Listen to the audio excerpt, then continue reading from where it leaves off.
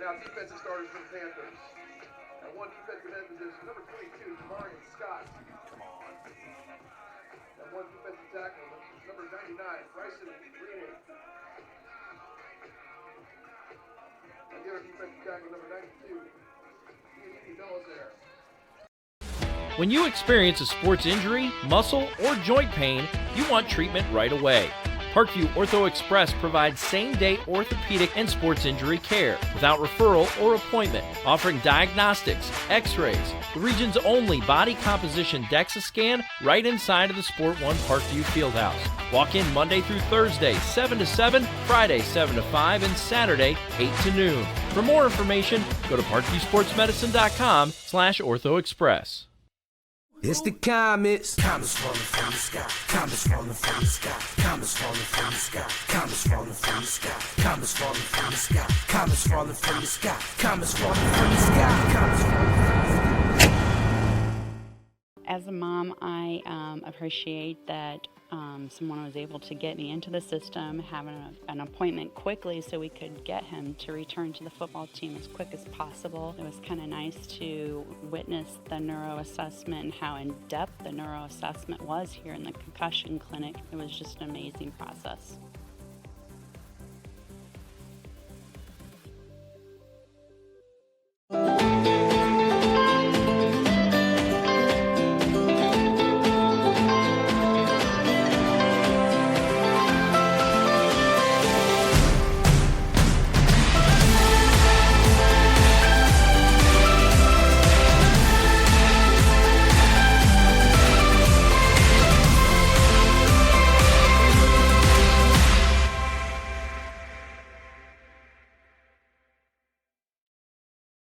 The Kelly Automotive Group is simple, transparent, reliable. Simple. Our customer specialists make buying a car easy and fun. Transparent. Our price listed is the best price. No hassle, no gimmicks. Reliable. Buy with confidence and peace of mind. We work hard to ensure the best value however you shop. Choose from over 60 vehicles under $10,000. Visit drivekelly.com. The Kelly Automotive Group. Simple, transparent, reliable.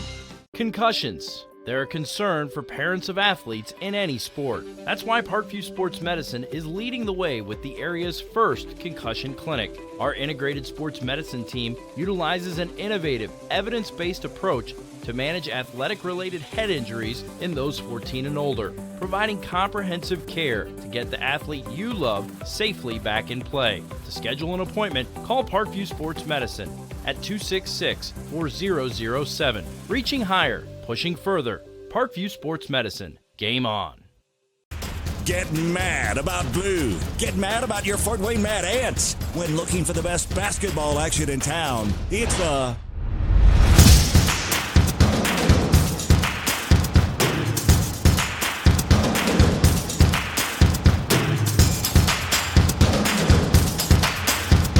Go to FortWayneMadAnts.com for the complete game schedule. See your Fort Wayne Mad Ants in action. Get mad about blue. I chose St. Francis because they made a promise that I would have real-world experience that I could take when I graduated, and they delivered on that promise. For me, the classroom only gets you so far, so they're setting you up with an internship. I had a mentor that they set me up with that was a CEO of a DuPont hospital in Fort Wayne. They offer degrees in accounting, business administration, risk management and insurance, marketing, and finance. You know, they just did a great job of the full circle of not only the education but also the experience.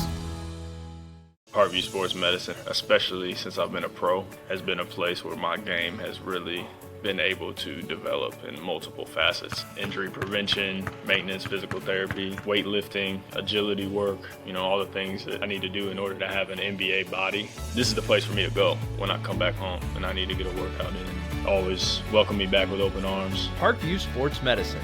Game on. Both runners are running, play coming home. From the crucial plays to the highlight of the game to the victory celebration, we are there. Summit City Sports isn't just a business, it's a group of companies investing in the youth of Fort Wayne athletics. It's because of Parkview Sports Medicine, because of Kelly Automotive Group, Indiana Wesleyan University, University of St. Francis, and Big Eye Fish. that we can produce our broadcast viewed by hundreds of thousands in Northeast Indiana. Support Summit City Sports. Become a sponsor. Join our winning team today. From Greyhound Stadium in Carmel, SummitCitySports.com presents the Class 6A Regional Championship game between the Snider Panthers and the Carmel Greyhounds. Hello again, everybody. I'm Jim Measel, along with my pilot, Ryan Dellinger, and our cameraman this evening, Ryan Stillebauer, as Snider meets Carmel tonight, hoping for a better outcome than last year, Ryan, when the Greyhounds rallied in the second half and defeated the Panthers 22-21. It ended Snider's season in heartbreaking fashion. Sure did, as they were not able to do much with the ball in the second half. Penalties and a big turnover cost the Panthers that game last year. I would think in any typical year, the Panthers would think that they would win that game 9 times out of 10. You know what? You talked about penalties. I thought this is going to be a key for tonight's game, penalties, especially for Snider. You mentioned last year the penalty issue for the Panthers. They had nearly 100 yards in penalties in that game. And then last week in the victory over Homestead, Snider was penalized nearly 200 yards. They still won the turnover battle, +3, but they have got to behave themselves tonight, basically. Absolutely. And, it's not penalties that come from hustle plays. It's not being able to count to 1 or maybe 2. Those are the ones that get them. The holding penalties have been killing them all season, especially on that quick out pass they like to run. So for the Snider Panthers to get out of here tonight with a win, they have to play 100% a flawless game. 0 penalties. They got to get something out of their kick return game, and they have to be able to control either the offensive side or the defensive side of the line of the Carmels, and that's the Carmel Greyhounds. That's going to be a huge task because there are some very good players out there for Carmel. Still, if Snider plays a solid game tonight, they got a shot. They do. Yeah, absolutely. John Barnes has progressed. He had double duty early in the season with another quarterback who's no longer with the team. Now he's the sole guy out there, and he's done a very good job on the season. Barnes passing for 1,300 yards, 15 touchdowns, and only 6 interceptions. But also in the run game, he helps out a lot too, Jim. He has almost 300 yards rushing and 4 touchdowns. His QBR has steadily increased through the season has gone on. He's up around 99 right now. So can John Barnes control that offense as a junior? We'll see. Well, I'll tell you what, Ryan, the weather will definitely be an issue tonight. We just checked one of the television station websites here in Indianapolis. We're at 31 degrees right now here in Carmel. The temperatures are expected to drop into the upper 20s by the time the game ends. The wind is coming out of the west-northwest at about 16 miles an hour, and the wind chill is down around 20 degrees. This is not exactly a night to take that long, leisurely stroll along the beach. And the wind is definitely going to be a factor as far as the play calling is concerned. I got a feeling we're going to see a lot of running plays tonight. Yeah, I think so. We can see the flags across the way from us. They're gusting. The wind is really coming out of the west quite hard. We felt it on the drive down here, and it kind of pushed us all over the road. Yes. And the team, you know what? There's real no advantage to which way you go right now, to be honest with you. Maybe if you're going here to the north end zone or the south end zone is a little more of an advantage in this wind right now, but I don't know. It's probably a crapshoot on that wind right now as the both teams are still waiting to come back out on the field. One thing you have to look for in this Greyhound team, they have unbelievable linebackers. They're big, they're fast, and they're very experienced. Bo Robbins, the senior, stands 6'4", 238 pounds. You know how these sheets are. He probably weighs more like 250.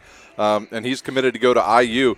And the guy right next to him, Joey Schmidt, another guy that flies all over the field, another senior. And then they have Ty Wise, who's very good as well. And then at the inside linebacker's position is Matt Boyer, another senior. So seniors all over the field for the Carmel Greyhounds. Interesting about the games involving Snider and Carmel last week. Both teams fell behind in their sectional championship games before coming from behind to win and advance to tonight's regional championship game. Both teams are 9-2 for the season, and Carmel has an 8-4 edge all-time against Snider, including winning the last 4 games against the Panthers. Panthers won their sectional by defeating Carroll 49-30, and then defeating Homestead in a terrific game last week by a score of 49-35. And don't let that 2-touchdown margin fool you. The Spartans gave Snider all they wanted and then some. In fact, had the lead early in the fourth quarter before Snider got the last 3 scores to win it by 2 touchdowns. Carmel defeated Westfield 28-7, whose stadium we passed coming here. And unfortunately, it's dark tonight. It is an awesome stadium at Westfield. And last week, Carmel defeated Lafayette Jeff 41-21. Right now, we're going to pause for the performance of our national anthem.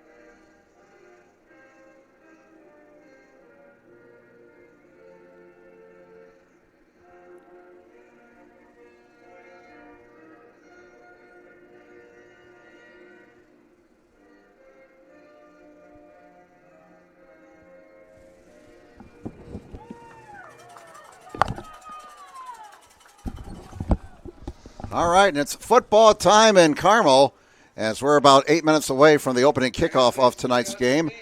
Tonight's broadcast being brought to you by SummitCitySports.com. Follow us on Twitter at 260sports. Like our Facebook page, Summit City Sports, and be sure to subscribe to our YouTube channel. At Parkview Sports Medicine, it is game on. We are the region's largest integrated sports medicine team, providing athletes specialized services from improving their performance to recovering from injuries. To learn more, go to parkviewsportsmedicine.com. Kelly Automotive Group is Indiana's #1 automotive group with over 1,000 new vehicles and 500 pre-owned vehicles to choose from. Please visit drivekelly.com. Simple, transparent, reliable. The world is waiting for you to make a difference in a way that only you can. Discover your strengths at Indiana Wesleyan University's residential campus in Marion, Indiana. Visit indwes.edu. Big-Eyed Fish has been around the Northeast Indiana area for generations. Like their Facebook pages for updated promotions. Enjoy the best fish in Fort Wayne in a family-friendly environment at Big-Eyed Fish. The University of St. Francis offers 100% job employment in select programs and 100% pass rates on many license exams. With over 2,300 students, the main campus is located in the heart of Fort Wayne. Visit sf.edu. And at Parkview Sports Medicine, it's game on. We serve every level of athlete with our integrated sports medicine team, including the region's only specialized athletic rehab facility. Learn more about our services by logging on to parkviewsportsmedicine.com. Regional Championship weekend in Indiana, the IHSAA football tournament. When we take a time out here, back with more from Greyhound Stadium in Carmel in just a moment on SummitCitySports.com. Parkview Sports Medicine is an integrated sports medicine team. We're treating injuries when and where they happen and working to prevent them before they do. We believe the best care is coordinated care, helping ensure you get the individualized services you need every step of the way, offering innovative treatment techniques to get you or the athlete you love back in play. Reaching higher, pushing further. Parkview Sports Medicine. Game on. I chose St. Francis because they made a promise that I would have real-world experience that I could take when I graduated, and they delivered on that promise. For me, the classroom only gets you so far, so they're setting you up with an internship. I had a mentor that they set me up with that was a CEO of a DuPont hospital in Fort Wayne. They offer degrees in accounting, business administration, risk management and insurance, marketing, and finance. They just did a great job of the full circle of not only the education but also the experience. Welcome back, everybody. We are still waiting the teams to come out of their nice, warm, cozy locker rooms and come out into this 31-degree weather with a wind chill of near, yes, well, it's November. This is what you get when you play football in November. you get frigid conditions. Unfortunately, the weather conditions keeping the crowd down here. The stadium is beautiful. Greyhound Stadium in Carmel has a seating capacity of 6,000. Well, we won't have 6,000 fans here, but slowly but surely, the fans are coming out of the warmth of their cars or SUVs, and they're making their way now to their locations. I see some more Snider fans filing in, and we're on the Carmel side of the field. For these two teams, they are both 2 wins away from playing in Lucas Oil Stadium. The winner of this game between Snider and Carmel will face either Crown Point or Valparaiso next week in the semi-states. For Snider, they have to win and then hope that Valpo wins their game to get a home game next week. First things first, Snider has to beat Carmel. Carmel will not be at home next week. They'll play either at Crown Point or Valpo. Elsewhere in 6A tonight, it's North Central hosting Warren Central, and Avon will be calling at Center Grove tonight. Sorry. In Class 5A, Concord is at Michigan City. West Lafayette Harrison hosting New Palestine. It's Bloomington South at Decatur Central, and Columbus East is hosting Castle.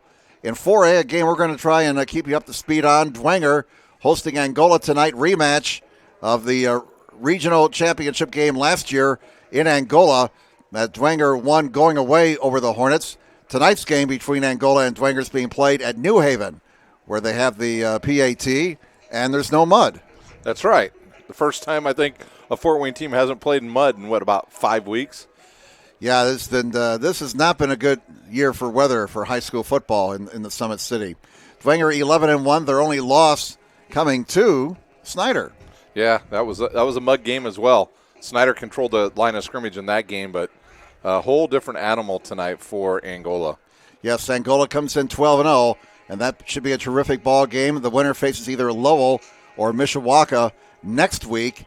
And if you want to look ahead to next week, Dwenger will not be at home no matter what happens. Even if they win tonight, they'll play at either Lowell or Mishawaka since they have a home game tonight.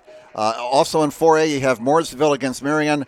And tomorrow afternoon, Evansville Central plays at East Central. In 3A, Bishop Luers hosting Mishawaka Marion at Knights Field tonight. Both teams 8-4. And Luers can get a home game if they win, and West Lafayette wins their game tonight. West Lafayette is hosting Brebeuf. And also in 3A, it's Tri-West at Indianapolis Chittard and Brownstown Central at Evansville Memorial. In 2A, it's Bremen hosting Whiting, Eastbrooks at LaPel, Western Boones at Cecina, Paoli is at Southridge. And in 1A, another team from our area, Adams Central, undefeated Adams Central, is at Monroe Central. Winner of that game plays either Pioneer or Triton. Also in 1A, it's Indianapolis Lutheran at South Putnam, just down the road from Greencastle. And North Central from Farmersburg is at North Vermilion. Well, that was pretty good, Jim. Did you do that all in one breath, I think? It's amazing. Hey, you look down at this 1A bracket that you've got here next to you. I think everybody in the state of Indiana is anticipating an Adams Central Pioneer matchup next week. The reason why I say that, the common opponent between Adams Central and Monroe Central is South Adams. Well, Adams Central beat the brakes off of South Adams this season, and South Adams beat Monroe Central this season, so that's one of their losses. So I think Adams Central next week, my prediction, I told you on the drive up here, is we have 3 local teams playing next week. That would be nice. Well, the Greyhounds with quite an entrance here at Greyhound Stadium. Snider will be in their road white jerseys tonight, black pants, black numerals. Greyhounds in their home blues with the yellow helmets and the yellow numerals. Carmel all-time 20-8 in regional games. They have not lost a regional game since 2004 when they were beaten by Snider, 40-22. And in 2006, they beat Homestead 21-0. Then they beat Snider 3 straight years in 07, 08, and 09. Then in 2011, they defeated Ben Davis by 2 points. They beat Carroll in 2013 and 2014, both by rather sizable margins. Then they blew out Homestead in 2015 and 2016. And, of course, last year, well, Snider, quite frankly, let them up off the deck. And Carmel beat them 22-21, a game that Snider seemed to have in control in the third quarter, especially after scoring 2 quick touchdowns to start the second half. But Carmel, being Carmel, somehow found a way to win. And they got a big win last year over the Panthers. Well, we're going to have the coin toss now, or maybe they're going to reenact the coin toss. Yeah, that was done. I think we both missed it earlier. I think we were enjoying too much food here in the press box. And we'd like to thank everybody here at Carmel High School for their hospitality. And also they have helped us out tonight by providing us with a hard line for our internet. And Snider, looks like, Ryan, they won the toss but have elected to defer, so Carmel will get the ball first. And this Carmel Greyhound team, you look at their stats, and really nobody stands out. No, you're absolutely right about that. As I try to look where I just put that sheet for them, at quarterback, we're still not sure who we're going to see. We think it's Gabe Quigley. On the season, Quigley just has not very many attempts at all. He's got about 25 attempts on the season, and they don't look to throw a whole lot. And they're going to have to do something against the Snider secondary. In the running game, they've got a big old Zach White. He's gained almost 1,000 yards on the season. He's got 9 touchdowns, and evidently he's got a little speed because he's got a 52-yarder. And so the Panthers will have to do a good job on those two and try to control the pass game of Sam Rogers. He's got 24 receptions on the year for 470 yards and 5 touchdowns. We got some big tight ends going to play in this game tonight. A lot of Division I athletes all over the field. And the Panthers are ready to kick off. I believe that'll be Snoffer. Okay. Once again, it's the Panthers and the Greyhounds for a regional championship. 2 outstanding football programs in the state of Indiana doing battle once again in the month of November.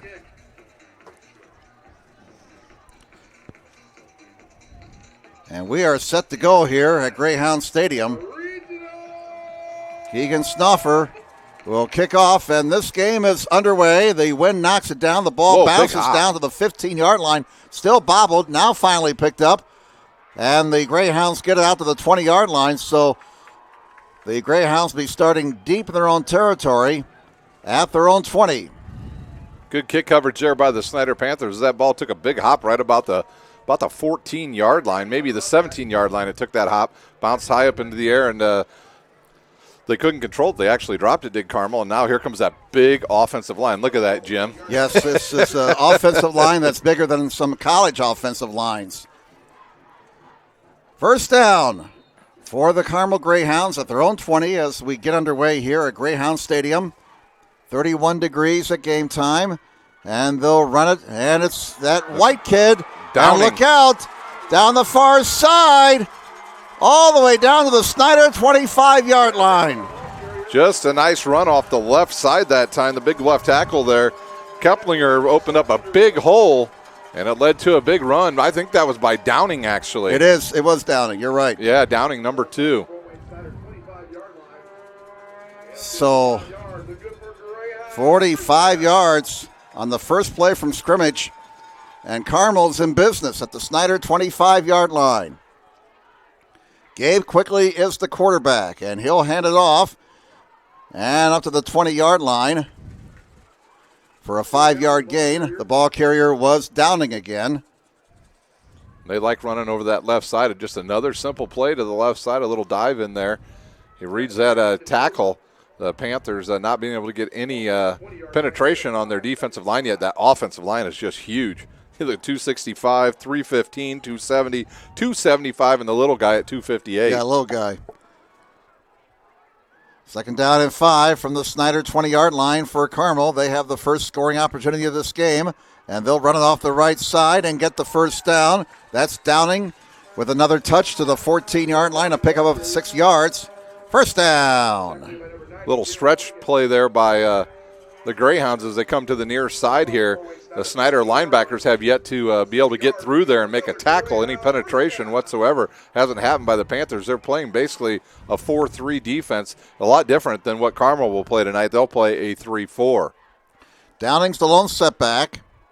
Out of the shotgun, quickly takes the snap, and as he receives the snap, a penalty flag is down, and usually that's a false start. Actually, it's going to be off the Panthers. Well, those are the penalties we talked about at the open. Offside against Snider. Encroachment is the call against Fort Wayne Snider. And this will put the ball at the 9 and make it 1st and 5 for Carmel as they threaten to grab the early lead with 10:43 to go in the first quarter. The Panthers need to come up with a big play here on first down, try to push this Carmel team back into maybe field goal range. Downing the lone setback. Quickly hands it off. No, he keeps the ball. Quickly to the end zone. Give that man 6 points. Gabe Quickly rushing for his 3rd a touchdown this season. And it's an 80-yard drive just like that for Carmel as they grab a 6-0 lead with 10:32 to go in the first quarter. Wow, just another easy play there. Another RPO play there was run pass option. He kept it and was able to get in the end zone. Quigley, what, from about 10 yards out? 9 yards out. Extra point now. Try to make it 7-0. It's spotted, it's booted, it's in that direction. And the kick is good for Spencer Hanna. And he is now perfect on this season, 30 for 30 on PATs. Timeout, Carmel leads 7-0. Back with more in just a moment on SummitCitySports.com. Kelly Automotive Group is simple, transparent, reliable. Simple. Our customer specialists make buying a car easy and fun. Transparent. Our price listed is the best price. No hassle, no gimmicks. Reliable. Buy with confidence and peace of mind. We work hard to ensure the best value however you shop. Choose from over 60 vehicles under $10,000. Visit drivekelly.com. The Kelly Automotive Group. Simple, transparent, reliable. Both runners are running. Play coming home. From the crucial plays to the highlight of the game to the victory celebration, we are there. Summit City Sports isn't just a business. It's a group of companies investing in the youth of Fort Wayne athletics. It's because of Parkview Sports Medicine, because of Kelly Automotive Group, Indiana Wesleyan University, University of St. Francis, and Big Eye Fish, that we can produce our broadcast viewed by hundreds of thousands in North. Welcome back to Greyhound Stadium, everybody. The Carmel Greyhounds delivering a haymaker right off the bat. Brandon Sandy ready to kick off now for Carmel, and the Greyhounds have an early 7-0 lead. The kick will go into the end zone, and that's an automatic touchback. 80 yards just like that, Ryan. Yeah, I only think it took them about 6 plays on that drive to get in the end zone. All runs, no passes. We mentioned the wind, no factor for Carmel because they ran behind that big offensive line.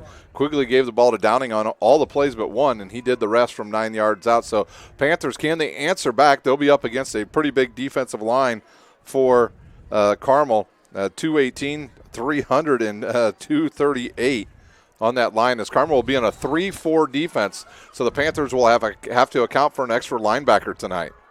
John Barnes Jr., the quarterback for Snider.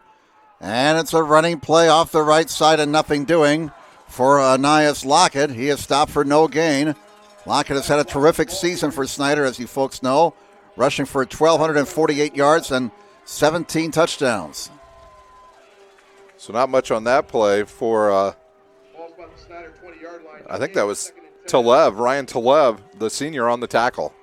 On 2nd and 10, Barnes play action. He's got a man. He's got his tight end who's dropped immediately at the 23-yard line. That was Dellinger. And that'll bring up 3rd down and 7.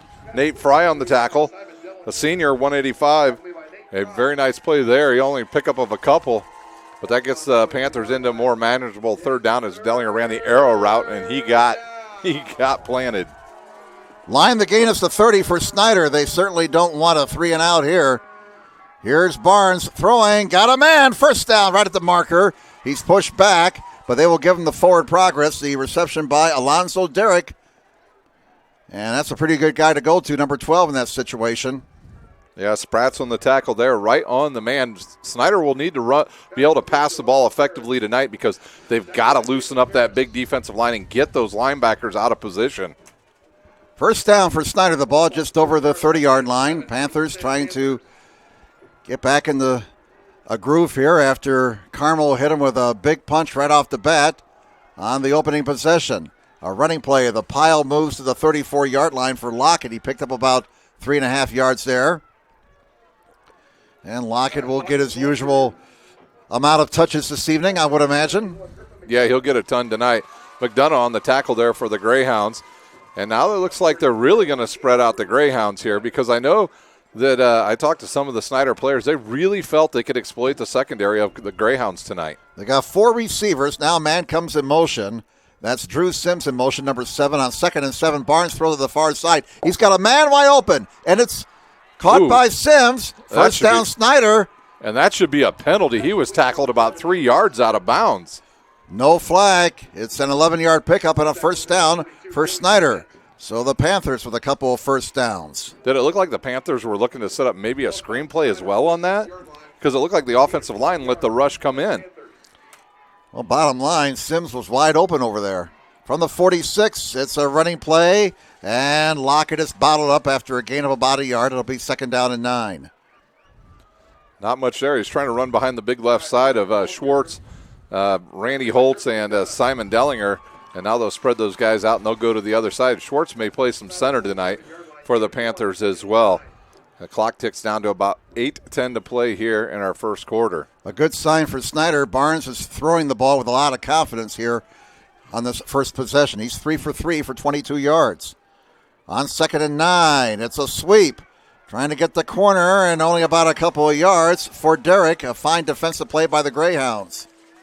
It looked like he had an opening there, didn't it, Jim? It looked like there was a hole, and Fry came zipping through there and made a big tackle for the Greyhounds. That had the opportunity to be a big gainer for the Sniders, but a great defensive play by Carmel.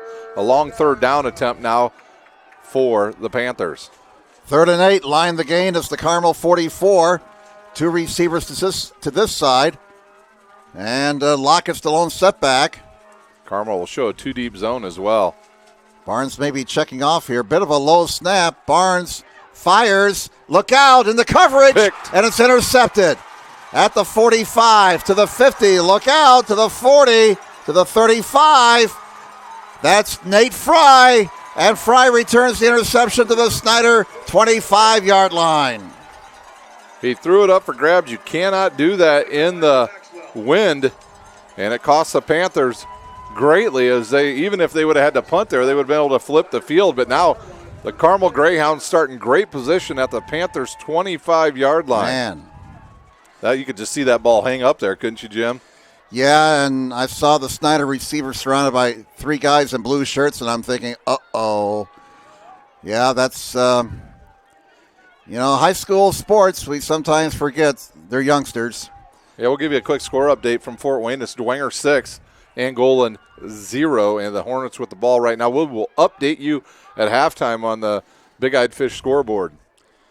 First down for Carmel at the Snider 25. A play action fake. There's a pass too high. As Quigley's ball sailed, the wind may have gotten a hold of that one. They went for it all on first down from the 25, and Quigley missed his first pass of the night. 2nd and 10 now for Carmel. I got a feeling tonight before this night's over, I'm going to call Carmel Homestead. Exact same colors as the Spartans. Yeah, last Saturday, our cameraman and I, we had to come down here and do a game, and with all the same colors all over the gym. 7:01 to go first quarter. Carmel leads Snider 7-0. 2nd down for the Greyhounds at the Snider 25. And quickly hands it off the left side, about 4 yards for Dylan Downing. He's only a junior. He'll be back next year. He's listed at 6 foot 217, so that's a pretty solid running back there. Yeah, that's a big kid, and he's got wheels.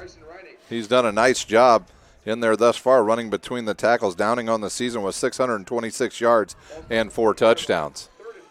Again, you look at those Carmel statistics, and really nobody stands out, but it's their competition, Jim. Yes, and it's a very balanced team, too. A lot of guys can beat you. All right, line the game for the Greyhounds. It's the Snider 15.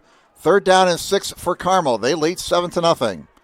Out of the shotgun, Quigley back to throw. He has time. He fires. It's caught, but it's right at the 16-yard line, about a couple of feet short of the marker. The catch made at the 16-yard line, short of the first down. Looks like Carmel's going to go for it. 4th down and 1. Yeah, this is 4-down territory right here. Big number 82 on the field for Carmel. An extra lineman in the game. Aiden Ellison made that last catch for the Greyhounds, number 84. So here we go. Let's see if we'll try and draw Snider offside here. Nope, they run the play. Oh, that's a slow developing play. Yeah, get it. He did not get it. If that official is marking that ball properly, Snider has the ball. The Panther defense runs off the field, and Snider's defense comes up with a big stop on Dylan Downing. And Ryan, that was a play that was so slow developing. The Snider defense had plenty of time to react. Yeah, I think that snap was a little bit high, and it caused Downing and Quigley to have a little bit of a hesitation there. But Jayshon Underwood came up from his cornerback position and made a big tackle. What will the Panthers do here? Will they try to go on the ground again right away, or do they need to throw on first down, Jim? Well, they're moving into the wind, and you got number 33 in the backfield. That's always a good option if you want to run the football. And, give the ball to Lockett, and he'll get about a yard. Just has not been able so far to get running downhill. The tackle made by number 41, that's Bo Robbins. He's a senior. He'll head off to IU next year. They're going to really like him down there in Bloomington. Nobody blocked him on that play. Real easy to make a tackle when nobody blocks you. Coming down to 5 minutes to play in the opening quarter. Carmel 7, Snider nothing. Snider dodging a bullet there as Carmel got a pick and had the ball at the Snider 25, but they could not convert. Barnes' pass is called on the far side, and a flag comes in. That's going to be a horse collar or a face mask as the reception was made by Derrick, and it looks like there'll be yardage tacked onto that. It's a first down for Snider, and they may get the ball beyond the 40-yard line now. Yeah, big. It looked like a face mask right away. The official called it immediately over there. I think the Panthers think they can throw because Carmel's just showing a single high safety over the top. And when you spread them out, you're going to have some matchups you like. And we'll see if that's a 15-yarder or a 5-yarder, and it's only going to be a 5-yarder. Inadvertent face mask. Yep. Not the personal foul variety, but it's a first down for Snider. That's their third. So spot the ball at the Snider 32 as they improve their field position a little bit here with the first down and the penalty. 3 receivers, 2 on this side. And a slow developing play again. And the quarterback, Barnes, keeps the ball for 3 yards to the 35-yard line. I think he needed to do that to try to keep those defensive ends home. Quick score update. DeWanger now in control. We'll see if they make the extra point here. And here's the kick. They missed the first one. Second one is good, so they lead 13-12 on about a 20-yard touchdown pass. And I think the whole offensive line moved a tad bit early for the Panthers right there. What was that Dwenger score, 13-0? 13-0 with 6:10 to play in the first quarter. That game being played at New Haven. 4:14 to go in the first quarter here. Carmel leads 7-0 over Snider. False start against the Panthers tight end. So he got moving just a little bit early on that pass play. Got some pretty good tight ends in this game. One going to, I believe, Simon Dellner obviously going to Army, and the tight end for Carmel, I think he's already committed to go to Vanderbilt. 2nd and 12 now for Snider. The ball back at the Panther 30-yard line. Barnes throws on the far side, and it's a first down for Snider. A pickup of 14 yards. I can't tell if that was Maxwell or... It was. Yeah. You know, aside from the interception, Barnes has completed all 5 of his passes. Yeah, and you know how you negate a quick pass rush? You throw the ball fast, get it out of there so they can't get to him. We've got an injured player down on the field for Carmel. Looks like number 5 on the field. Why don't we take a quick timeout, Jim? All right. You're watching a high school regional football on SummitCitySports.com. Parkview Sports Medicine is an integrated sports medicine team. We're treating injuries when and where they happen and working to prevent them before they do. We believe the best care is coordinated care, helping ensure you get the individualized services you need every step of the way, offering innovative treatment techniques to get you or the athlete you love back in play. Reaching higher, pushing further. Parkview Sports Medicine. Game on. I chose St. Francis because they made a promise that I would have real-world experience that I could take when I graduated, and they delivered on that promise. For me, the classroom only gets you so far. So they're setting you up with an internship. I had a mentor that they set me up with that was a CEO of a DuPont hospital in Fort Wayne. They offer degrees in accounting, business administration, risk management and insurance, marketing, and finance. They just did a great job of the full circle of not only the education but also the experience. Welcome back, everybody, to Greyhound Stadium. Jim Measel, along with my pilot tonight, Ryan Dellinger. And out of the Carmel injury timeout, running room across the 50 to the 49-yard line, a pickup of 7 yards for the quarterback, John Barnes Jr. Carmel watched the tape. They know what an IHSAA can do. So a good job right now by John Barnes mixing it up a little bit. He does have a little bit of a banged-up shoulder, and that loosens up that defense a little bit more. North Central has grabbed an early 7-0 lead over Warren Central. Oh, boy. And Lockett is banged down behind the line of scrimmage. Was that number 41? Looked like 42 got him. 42. Joey Schmidt. Now they credit the tackle to Bo Robbins. I thought I saw Schmidt there. But whatever, it's 3rd down and 5 now for Snider at the Snider 49-yard line. Line the gain is to Carmel 46 as we go under the 3-minute mark now here in the first quarter. Carmel scoring in their opening possession. Greyhounds lead Snider 7-0. Barnes steps up in trouble and he is brought down. It's not a sack. He managed to get about a half yard, but obviously he's tackled well short of the marker. And it was Dominic Padgett, a sophomore, making the tackle for Carmel. So the Panthers will have to punt it away here. Another drive stalls right at midfield. And here's for the Panthers, they need to have a good snap, a good punt here. Snoffer, I believe, will do the duties again tonight with Dellinger snapping. Averaging 34.2 yards a punt. His longest punt of the year is 53. Won't get it here because they're at the 50. The rugby-style kick, line drive. Watch this bounce. And a nice Panther bounce inside the 20. So Snoffer did his job, and it's going to roll dead at the 13-yard line. That flips the field position. Sure does. Now the Panthers will have to try to come up with a big stop and try to get the ball back in good position. Try to go 3 and out here. Obviously, the winner of this game will take on Crown Point or Valparaiso next Friday night. And we'll keep you updated on scores as the night continues to go on. Okay, they're updating they gave the Warren Central score. You already gave that. And the crowd here at Carmel goes, ooh. Yeah, Warren Central put a beating on Carmel earlier this season, 41-17. First down for the Greyhounds at their own 13-yard line. Carmel leads 7-0. And they'll run it. And Snider's defense that time stuffed up that play. Let's see if Snider defensively has made any adjustments as far as stopping the run is concerned. A pickup of 2 yards in the play. And the ball carrier was Zach White. I believe that's the first time you called his name. 2nd down and 8 for Carmel. Actually, 2nd and 9, we'll call it, at the 14-yard line. 1:38 to go in the first quarter. Carmel with the wind at their backs, leading 7-0. And here's quickly throwing, and it's into traffic and nearly intercepted. A dangerous pass on the far side as it was intended for Haken van Benen, and that was thrown into double coverage. Underwood had his eyes on that one the whole time. He sat down in that zone and read the quarterback's eyes the whole way. Those are the type of the plays that the Panthers need to get in this game if they want to stay in it. We're already down to 1:30 to play in this first quarter, Jim. All right, that Snider defense looking to get off the field here. 3rd and 9.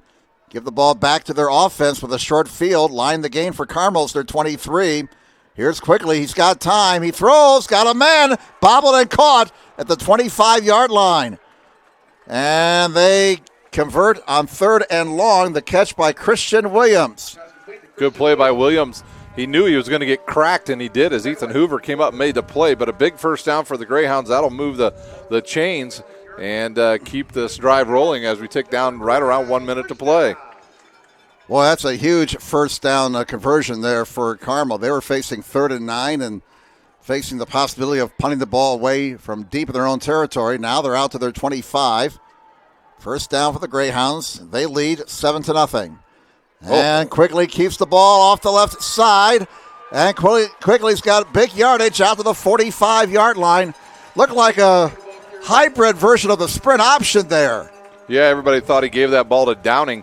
In fact, Downing wishes he wouldn't even been in on that play. He got killed, but Quigley kept the ball and moves the chains once again for Carmel. That big offensive line is just doing some damage, aren't they, Jim? Yeah, they really dominated on the first series as they marched at 80 yards and kind of caught Snider flat-footed. Now Carmel, after converting a 3rd and 9, they have the ball out to their own 45-yard line. First down and another big ground gainer out across the 50 to the 47-yard line. That's 8 more yards for the Greyhounds. And the running play there by Dylan Downing. Wiggins made the tackle, but not before Downing got 8 yards, and that will be apparently the last play of the first quarter as the Greyhounds are in no hurry here. And that will indeed be the last play of the first quarter. We'll change ends after 1 quarter. It's Carmel 7, Snider nothing. Back with second quarter action in a moment on SummitCitySports.com. Kelly Automotive Group is simple, transparent, reliable. Simple. Our customer specialists make buying a car easy and fun. Transparent. Our price listed is the best price. No hassle, no gimmicks. Reliable. Buy with confidence and peace of mind. We work hard to ensure the best value however you shop. Choose from over 60 vehicles under $10,000. Visit drivekelly.com. The Kelly Automotive Group. Simple, transparent, reliable. Both runners are running. Play coming home. From the crucial plays to the highlight of the game to the victory celebration, we are there. Summit City Sports isn't just a business. It's a group of companies investing in the youth of Fort Wayne athletics. It's because of Parkview Sports Medicine, because of Kelly Automotive Group, Indiana Wesleyan University, University of St. Francis, and Big Eye Fish, that we can produce our broadcast viewed by hundreds of thousands in Northeast Indiana. Support Summit City Sports. Become a sponsor. Join our winning team today. Welcome back to Greyhound Stadium, everybody. Jim Measel here along with Ryan Dellinger, our cameraman Ryan Stillebauer. Carmel with the ball to start this second quarter, and look at Downing run. He moves the pile, and he gets a first down to the 43. Yeah, he ran over the first guy. I think that was number 21 for the Panthers. That was Carter. Carter, he ran over. Actually, it was Ruckless because they said his name, and the only reason why he got a tackle is because he got ran over and held onto the shoestrings of the running back. So the ball is at the Snider 43. Carmel is, as Hank Strand would have said, matriculating the ball down the field, mostly on the run. Here's the pitch out around the right end of the 45, and Snider has it well defended, and no gain that time for Zach White.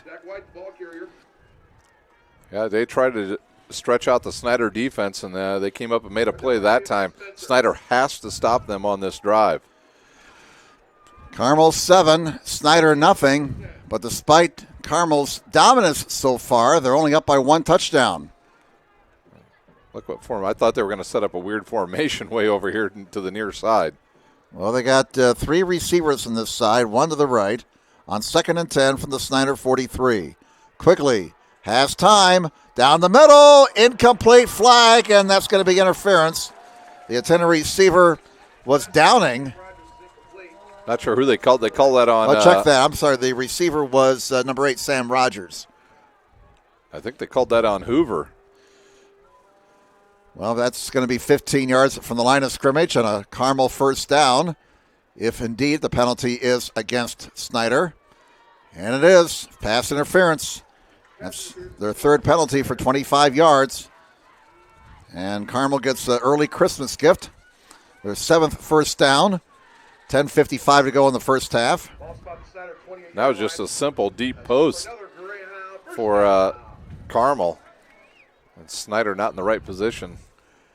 Balls to the Panther 28. Carmel leading 7-0. This drive started at their 13. And they'll run it. And another nice gain to the 24-yard line, a pickup of 4 yards.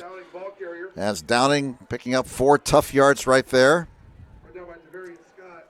Scott in there on the stop for Snider. Tavarian Scott. Bam has 77 tackles entering this game. 6 sacks as well. Second down and 6 at the Snider 24 now for Carmel. Carmel leading 7-0. Play action quickly. All kinds of time. Fires. Batted away, and oh my goodness, that was nearly intercepted. Batted away by Ethan Hoover. Yeah, the Indiana State recruit that time, right step for step. In fact, he probably had a better chance of getting that ball than the receiver. Quick score update. Bishop Dwenger kicks a field goal. They lead 16-0 already, and they are not even to the second quarter. So the Saints giving the Angola Hornets the devil of a time so far tonight. Thank you. I'm here all week. Third down and 6 for Carmel. Ball's at the Snider 24. Line the gains the 18. Quickly steps up, and I might have been hit as he threw that ball.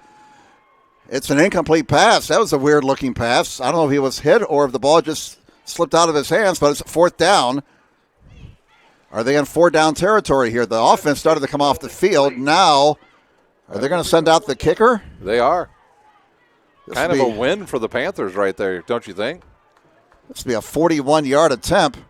Who's the holder? Can you see the number on the holder there, Jim? It is Tyler Trent, their backup quarterback. So the Panthers need to be ready for a fake here. Well, Spencer Hanna, a sophomore, 10 of 12 this year on field goals. His longest is 43. This one from 41 yards. Into the wind, and he's got distance. It's in that direction, and the kick is good. Oh, my. There's a weapon.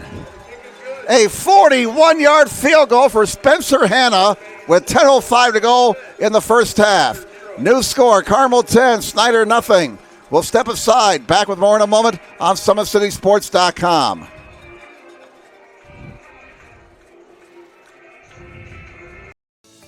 Parkview Sports Medicine is an integrated sports medicine team. We're treating injuries when and where they happen and working to prevent them before they do. We believe the best care is coordinated care, helping ensure you get the individualized services you need every step of the way, offering innovative treatment techniques to get you or the athlete you love back in play. Reaching higher, pushing further. Parkview Sports Medicine. Game on. I chose St. Francis because they made a promise that I would have real-world experience that I could take when I graduated, and they delivered on that promise. For me, the classroom only gets you so far, so they're setting you up with an internship. I had a mentor that they set me up with that was a CEO of a DuPont hospital in Fort Wayne. They offer degrees in accounting, business administration, risk management and insurance, marketing, and finance. You know, they just did a great job of the full circle of not only the education but also the experience. Welcome back, everybody. Carmel now leads Snider 10-0 with 10:05 to go in the first half. And here's the kickoff down to about the 14-yard line, up to the 20, to the 25, and down right there. We'll try and get a number for you, as that was Maxwell returning the kickoff for Snider. So the Panthers down now 10-0. North Central still leads Warren Central 7-0 in the second quarter. And as Ryan mentioned before the break, Dwenger with a 16-0 lead over Angola. Yeah, that North Central team, I know I watched when they did the preview for all of the sectionals here in the state of Indiana. North Central was kind of a team they called as a dark horse to possibly get to the state championship, and tonight doing a number on the number one team in the state, Warren Central. Well, one thing Snider cannot do here is have a 3-and-out. They need to put together a drive. Down 10-0. Carmel is at the edge and play. Here is a running play for Barnes as he faked the end around, and Barnes picks up 3 yards to the 28-yard line. Barnes now with 14 yards on 4 carries. They've held Lockett down so far, just 3 yards on 5 carries by our count. In fact, I only have the Panthers with 18 yards rushing so far, 46 in the air. And another running play out to the 31-yard line.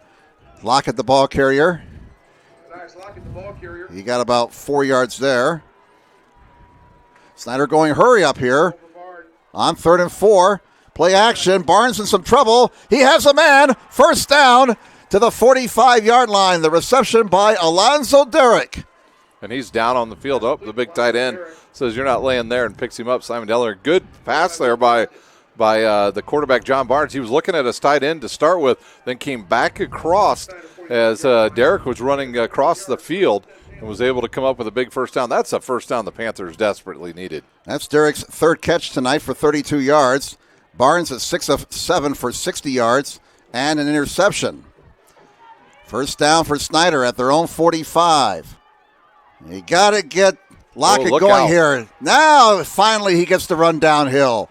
9 yards on that play to the 46-yard line. A good kick-out block there by big old Randy Holtz, and then a guard came around, I believe Schwartz, and knocked the defense out of the way, and a really good chance to take a shot now if you really want to, if you're the Panthers.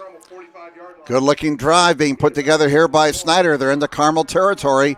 2nd down and 1 from the 46. And it is a running play for Barnes. First down and more. He takes a hit, is driven back, takes some punishment, and he picks up 5 yards to the 41-yard line. That's enough for a first down. Nice play by Barnes. He's keeping those linebackers in check, keeping the ends in check as well, and that is starting to help Lockett out get some yards for the Snider Panthers. The clock already down to 8 minutes to play. We might be home by the time those other games are over in Fort Wayne. Well, we did not expect a whole lot of passing tonight on this windy evening, and both teams with very good rushing attacks. First down for Snider at the Carmel 41. Greyhounds on top, 10-0. They scored in their opening possession, marching at 80 yards. And Snider, do they take a timeout here? They do. And that leaves them with 2, and that stops the clock with 7:54 to go in the first half. So let's step aside. Back with more in a moment on SummitCitySports.com. Are running, play coming home. From the crucial plays to the highlight of the game to the victory celebration, we are there. Summit City Sports isn't just a business. It's a group of companies investing in the youth of Fort Wayne athletics. It's because of Parkview Sports Medicine, because of Kelly Automotive Group, Indiana Wesleyan University, University of St. Francis, and Big Eye Fish, that we can produce our broadcast viewed by hundreds of thousands in Northeast Indiana. Support Summit City Sports. Become a sponsor. Join our winning team today. Okay. All right. Now in the second quarter, Center Grove leads Avon 7-0 in Class 6A. Here it's Carmel 10, Snider nothing. 7:54 to go in the first half. Out of the Snider timeout, it's first down for the Panthers at the Carmel 41-yard line. And it's Lockett for about a yard. If that. He was drugged down from behind. It was Mr. Robbins again. You have to account for him on every single play. You can't give him a free rush anywhere. Unblocked again. Yeah, unblocked again. Second time. I don't know if it's a call at the offensive line that they're not getting right, but somebody on that offensive line's got to figure out where Mr. Robbins is every single time. They shoot the linebackers this time and hold that play to a couple of yards. They were sending everybody there. Lockett only picking up 2 yards. He had nowhere to run. No, I think Carmel has a beat on the cadence of the Panthers. And, you know, the Panthers have shown a propensity to have illegal procedure penalties because they have a hard problem counting past one a lot of times. And so they're just bringing everybody up. But we look at Carmel, they're a full yard off of the ball. Line the game's to 31, and the play is blown down. Clock is stopped with 6:57 to go in the first half. And what Carmel's... It was on the Panthers. Yeah, what Carmel's defense tried to do there, what Ryan just talked about, has happened. Yeah, I think you could have called either the right tackle or the left tackle for moving a little bit early there for the Panthers. And now along another drive that is stalled out right around midfield thus far. 4 penalties against Snider for 30 yards. And the PA announcer says it's third down. Line of the game's to 31, 3rd and 13. And Barnes throws. Almost a catch at the 25-yard line. Oh, my goodness. I'll tell you what, Maxwell had it for a moment but could not bring it in. Yeah, he stepped up in the pocket, did Barnes that time. threw a nice deep slant again, or a post play out there that was right across the middle. He got in front of the defender. The Panthers need those plays desperately. That's right in his hands. You got to make those plays in November. So here's Keegan Snoffer on for Snider. He's got a chance to pin Carmel deep. 6:46 to go first half. Low snap. Snoffer gets it out of there and almost got it blocked.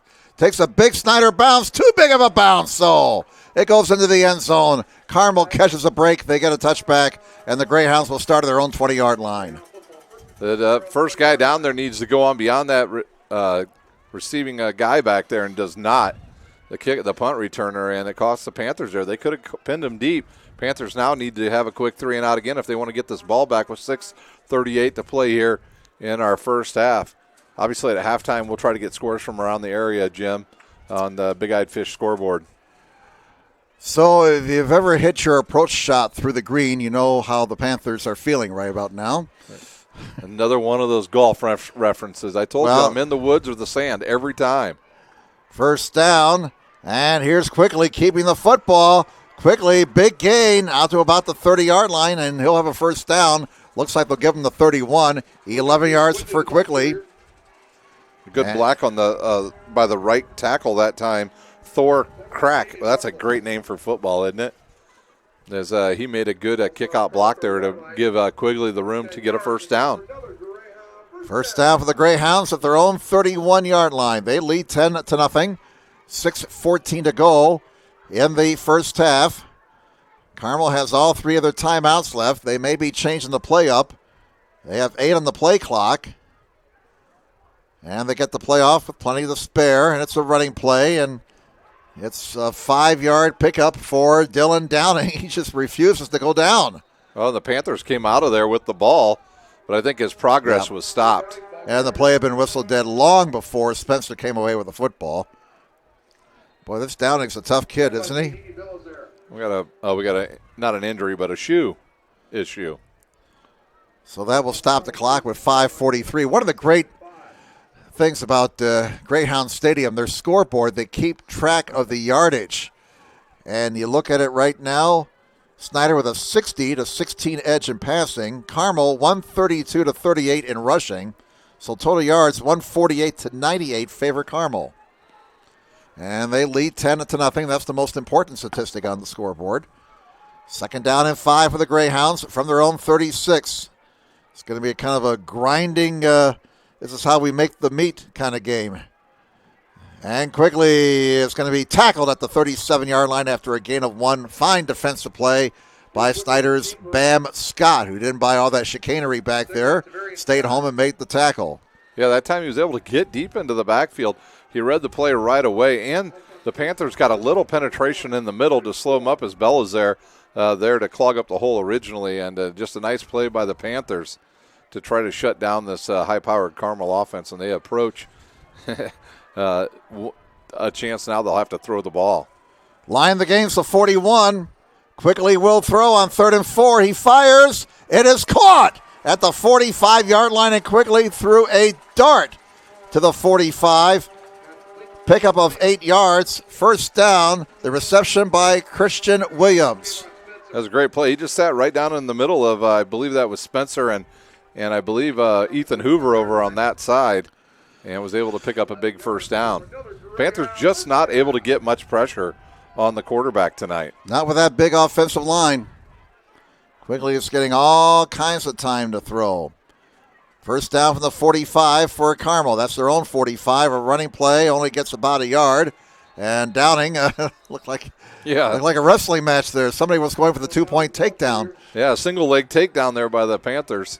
You know, the Panthers need to stop, Jim, because they get the ball to start the second half. This is true. Yeah, and if you can get a stop here and maybe get a field goal or a touchdown on the board before halftime, you go in with a little more excitement about the second half. Snider won the toss deferred, so Carmel got the ball, and they marched it 80 yards for a touchdown, and they have been in control since that time, leading 10-0. 4 minutes to play now in the first half. Quickly play action, throws, and it's dropped at the 35-yard line. Williams, the intended receiver. That brings up 3rd and long now for Carmel. If he throws that in front to the wide receiver, it's a touchdown. He had inside position, I believe, on Luke Owens of Snider, and a good chance for Carmel to come up with another big gainer there, but the ball sailed just a little behind him. And now here's that third down with the clock stopped. Panthers need to get some pressure on the quarterback. Line the gain is to Snider 45 with 3:52 to go in the first half. Carmel 10, Snider nothing. 3 receivers on this side, 1 to the right. On 3rd and 9 from the Carmel 46. Quickly out of the shotgun. Has time again. Now the pocket collapses. Quickly has to scramble. He throws on the run, and it's nearly intercepted by Luke Owens. That brings up 4th down, and Snider will get the ball back with 3:44 to go in the first half. Luke Owens right there wanted to go with the one-handed pass or catch and missed it. Maybe if he goes two-handed, he get it, but a good stop there by the Panthers, and they'll have an opportunity now with 3:44 to go. And Quigley, man, some moves in there, huh? Boy, he managed to stay alive and threw that ball into a very dangerous area, nearly picked off. Yeah, Owens and Hoover both over there for the Panthers. On 4th down and 9, Carmel will punt the ball away. Oh, shanked it. Oh, my. That's right up the elevator shaft. And this is going to be an interesting spot here as the ball lands in the Snider bench. Official moving up on the far sideline, spots the ball at the 46. And that's an 8-yard punt. Wow. That will kind of do some damage to the average. Here comes some updated scores. Tied at 7, Warren Central, North Central. Yes. Wow, so Avon now getting beat 14-0 by Center Grove. You talk about Center Grove, that's a team that you don't have to be invested too much in the game because they love to run the ball. It's like watching an Army-Navy game. Well, after that 8-yard punt, Snider has the ball with a short field for their offense. First down for the Panthers at their own 46. And the rush is on. Barnes throws one deep. Look out! Nearly intercepted. It falls incomplete, and Barnes, under a heavy rush, had to get that ball away in a hurry. Pageant will break it up for the Greyhounds, and the Panthers took a shot deep. Score update. It's all Bishop to Wenger. 22-0 with 5:50 to play in the first half. I tell you, Angola's a great team. They knocked off Northwood last week, the number 1 team in the state, but it's all Dwenger right now. And only 1 yard on that running play for Lockett. Yeah, actually, they're going to say he lost a yard. Well, that gives him 17 yards on just 10 carries. He had that 1 9-yard game, but other than that, Carmel's defense has really bottled Lockett up. Line the games to Carmel 44 on 3rd down and 11.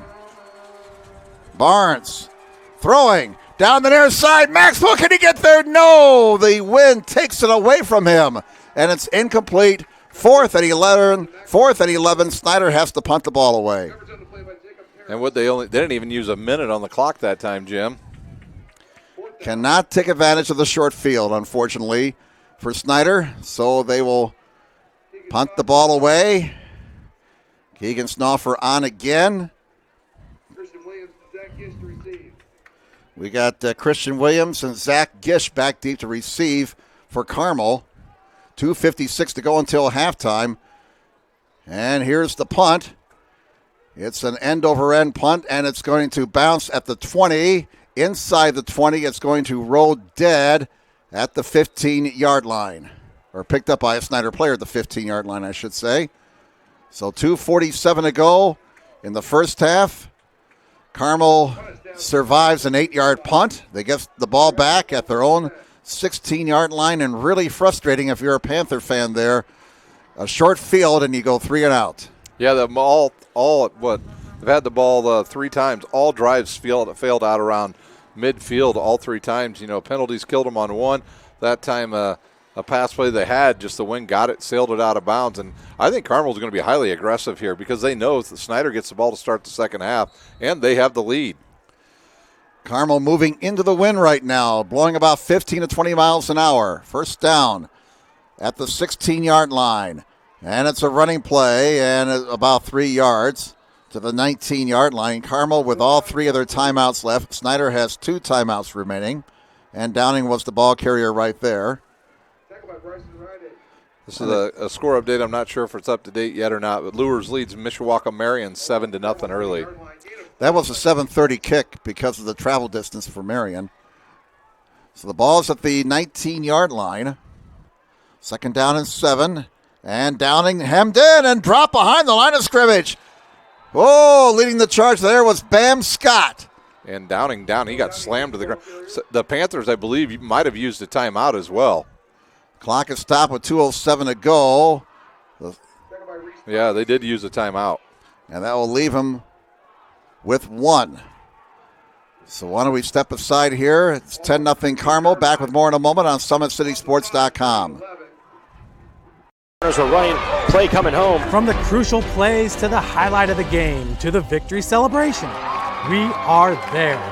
Summit City Sports isn't just a business, it's a group of companies investing in the youth of Fort Wayne athletics. It's because of Parkview Sports Medicine, because of Kelly Automotive Group, Indiana Wesleyan University, University of St. Francis, and Big Eye Fish, that we can produce our broadcast viewed by hundreds of thousands in Northeast Indiana. Support Summit City Sports.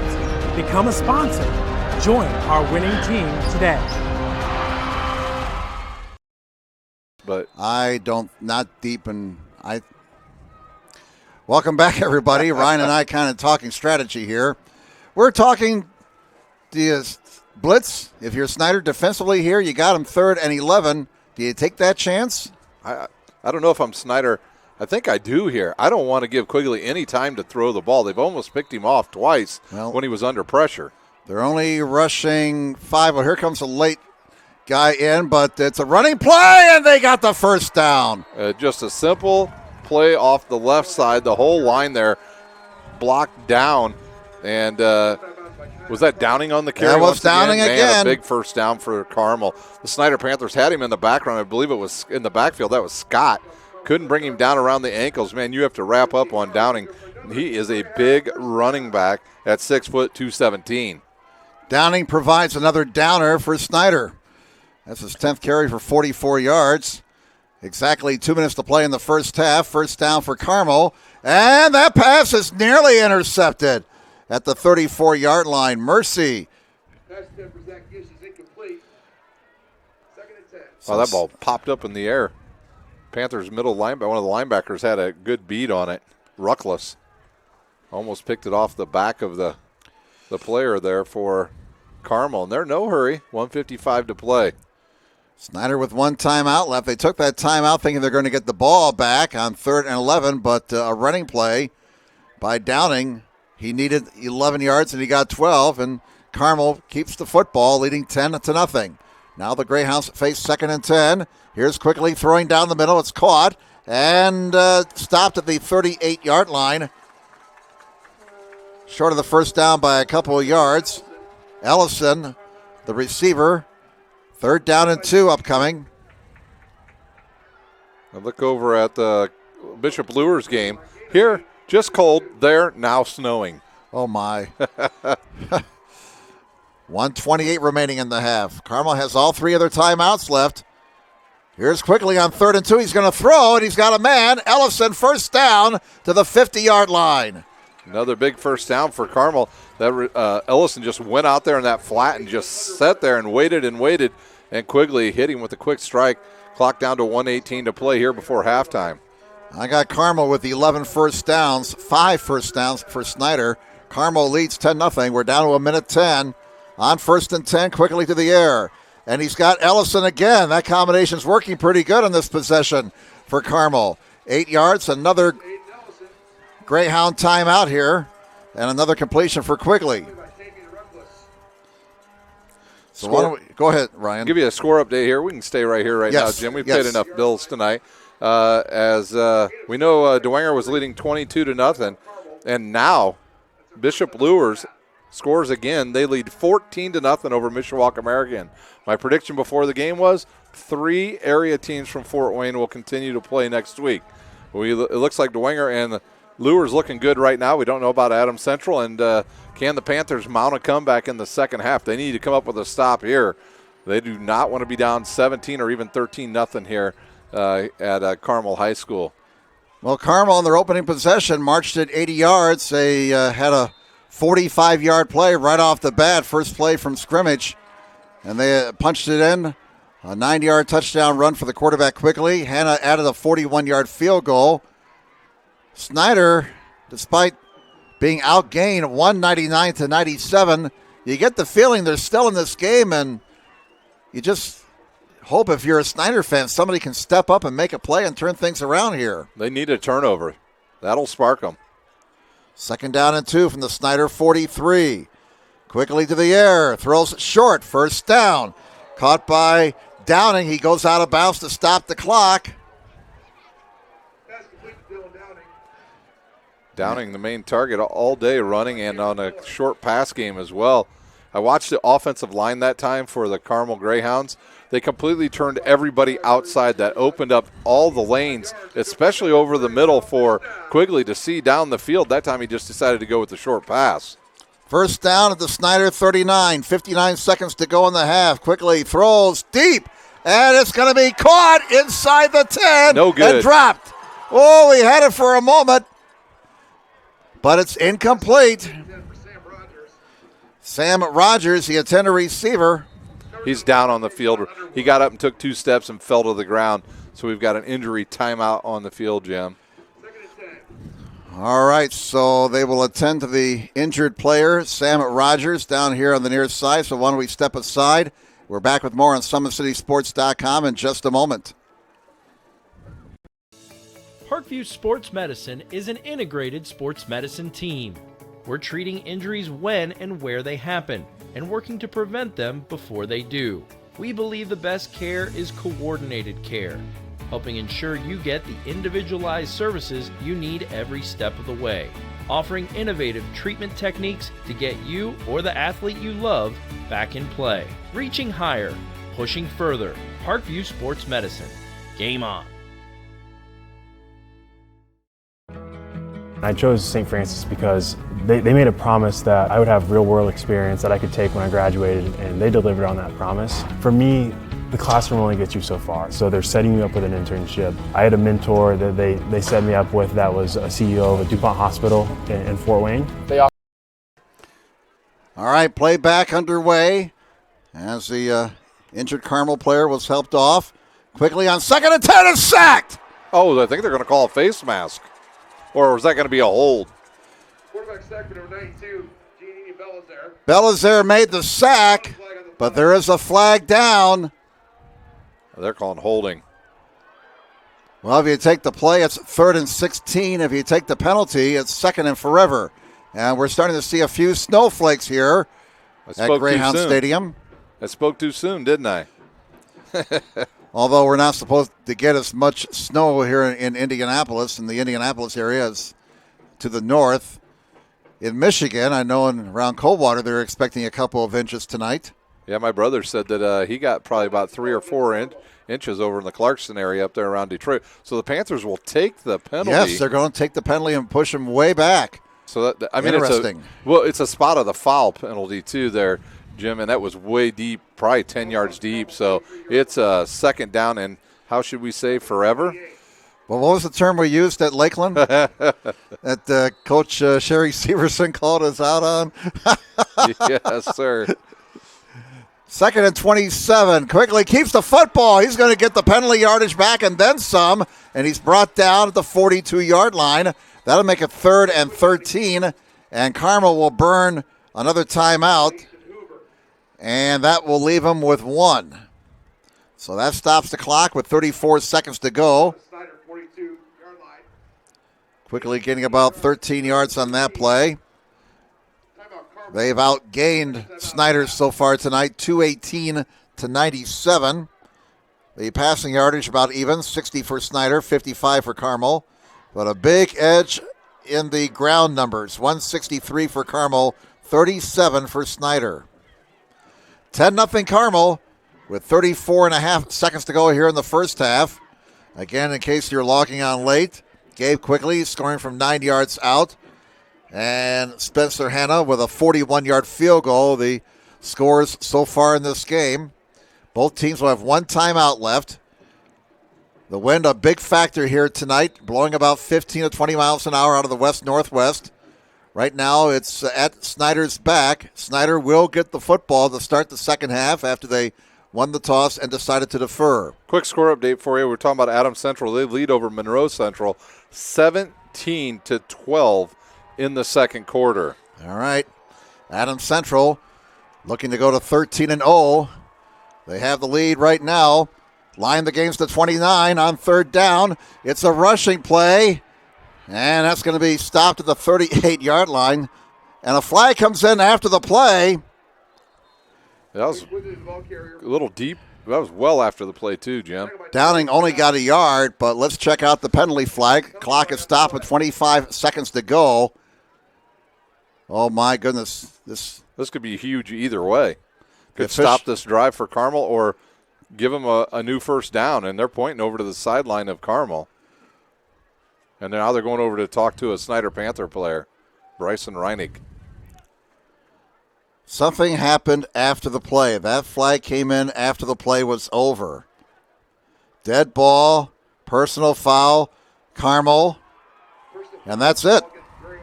And if it was after the play counts. Exactly. So it should be fourth down and forever.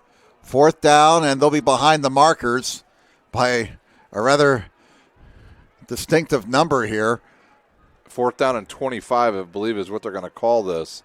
It's at the 46 of Carmel.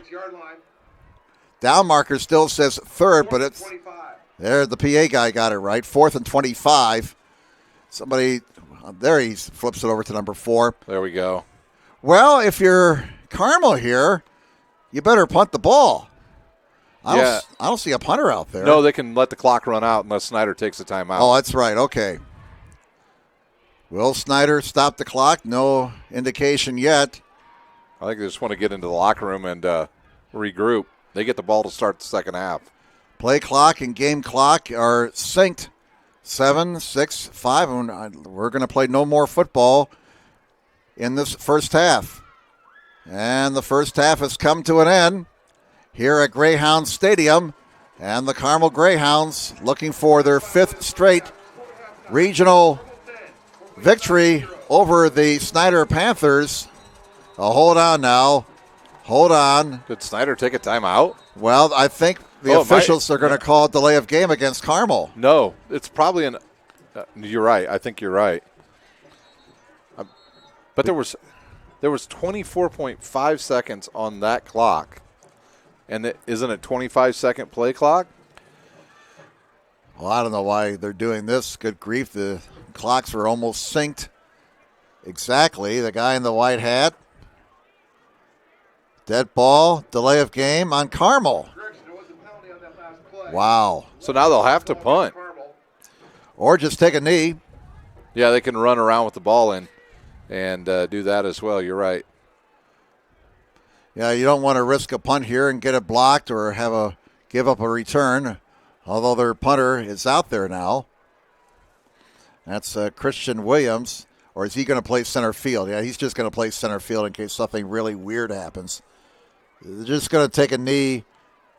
Quickly, we'll just take the snap with half a second to go. He's not sure what to do, is he? Yeah. He had to wait for the whistle. Okay. Kind of somewhat confusing end of this half, and there Quigley takes the knee. And now the first half is over. And we have hit halftime. Again, here at Greyhound Stadium. Your halftime score, the Carmel Greyhounds 10 and the Snider Panthers nothing. We'll come back with the first half numbers and a look at the out-of-town scoreboard in just a moment here on SummitCitySports.com. When you experience a sports injury, muscle, or joint pain, you want treatment right away. Parkview Ortho Express provides same-day orthopedic and sports injury care without referral or appointment, offering diagnostics, x-rays, the region's only body composition DEXA scan right inside of the Sport One Parkview Fieldhouse. Walk in Monday through Thursday, 7 to 7, Friday, 7 to 5, and Saturday, 8 to noon. For more information, go to parkviewsportsmedicine.com/orthoexpress. It's the comets. Comets falling from the sky. Comets falling from the sky. Comets falling from the sky. Comets falling from the sky. Comets falling from the sky. Comets falling from the sky. Comets falling from the sky. Comets falling from the sky. As a mom, I appreciate that someone was able to get me into the system, having an appointment quickly so we could get him to return to the football team as quick as possible. It was kind of nice to witness the neuroassessment and how in-depth the neuroassessment was here in the concussion clinic. It was just an amazing process.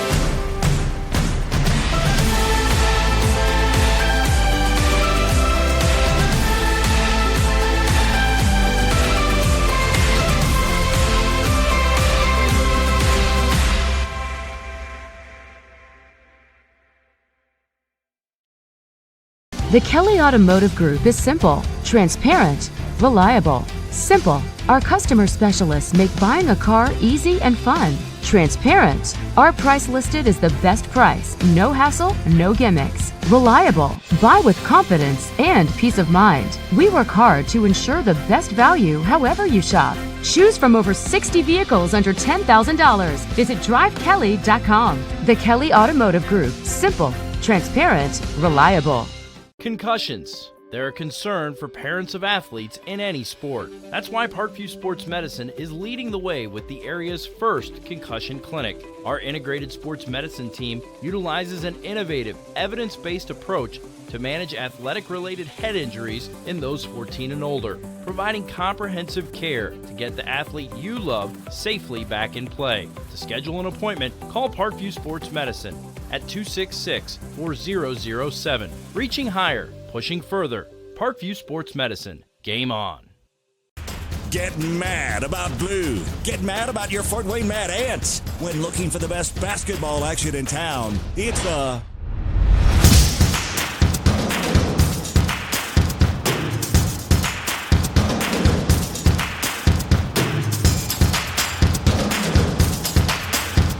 Go to FortWayneMadAnts.com for the complete game schedule. See your Fort Wayne Mad Ants in action. Get mad about blue. I chose St. Francis because they made a promise that I would have real-world experience that I could take when I graduated, and they delivered on that promise. For me, the classroom only gets you so far, so they're setting you up with an internship. I had a mentor that they set me up with that was a CEO of a DuPont hospital in Fort Wayne. They offer degrees in accounting, business administration, risk management and insurance, marketing, and finance. They just did a great job of the full circle of not only the education but also the experience. Parkview Sports Medicine, especially since I've been a pro, has been a place where my game has really been able to develop in multiple facets. Injury prevention, maintenance, physical therapy, weightlifting, agility work, all the things that I need to do in order to have an NBA body. This is the place for me to go when I come back home and I need to get a workout in. Always welcome me back with open arms. Parkview Sports Medicine. Game on. Both runners are running, play coming home. From the crucial plays to the highlight of the game to the victory celebration, we are there. Summit City Sports isn't just a business, it's a group of companies investing in the youth of Fort Wayne athletics. It's because of Parkview Sports Medicine, because of Kelly Automotive Group, Indiana Wesleyan University, University of St. Francis, and Big Eye Fish, that we can produce our broadcast viewed by hundreds of thousands in Northeast Indiana. Support Summit City Sports. Become a sponsor. Join our winning team today. And welcome back, everybody, to Greyhounds Stadium in Carmel on a early winter evening. Winter weather has definitely arrived in the Hoosier State. 31 degrees at game time. Temperatures expected to drop into the upper 20s by the time this game is over. A bitter wind out of the west-northwest, blowing at about 15 to 20 miles an hour, dropping the wind chill into the upper teens, I would say, right about now. It's a struggle to stay warm tonight. You got to do anything you can to stay warm. Jump up and down, Come sit in the press box with us. Come sit in the press box. That's another option. That's what they have done from upstairs. They found the heat. And the Carmel Greyhounds so far putting the chill to the Snider Panthers 10-0. Snider's defense outside of that first play by Dylan Downing. The first play from scrimmage, he broke it for 45 yards, and that set up their only touchdown. Other than that, Snider's defense has been pretty good. Yeah, they haven't got a lot of pressure on the quarterback, but they've been able to contain him on some of his runs here after that first drive, and they've slowed down the run game.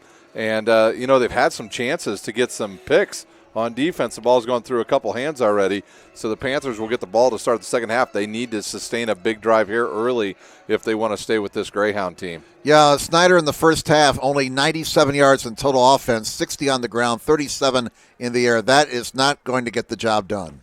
Not at all. And you know what? John Barnes has actually played pretty well. Yes, he has. He's thrown the ball well through the air. He's actually ran the ball really effectively, something that the Panthers needed, but they just have not been able to sustain drives. They only had the ball 3 times in that first half, and all of them ended out around midfield. We had Barnes 6 of 10 in the air for 60 yards and an interception. Quickly, on the other hand, he threw the ball 14 times. He completed 6 passes for 55 yards in the air. Again, the scoring plays for Carmel, they scored on their opening possession. Gabe quickly capped off the drive with a 9-yard touchdown. The point after good for Spencer Hanna. That was the only score in the first quarter, 7-0 Carmel after 1.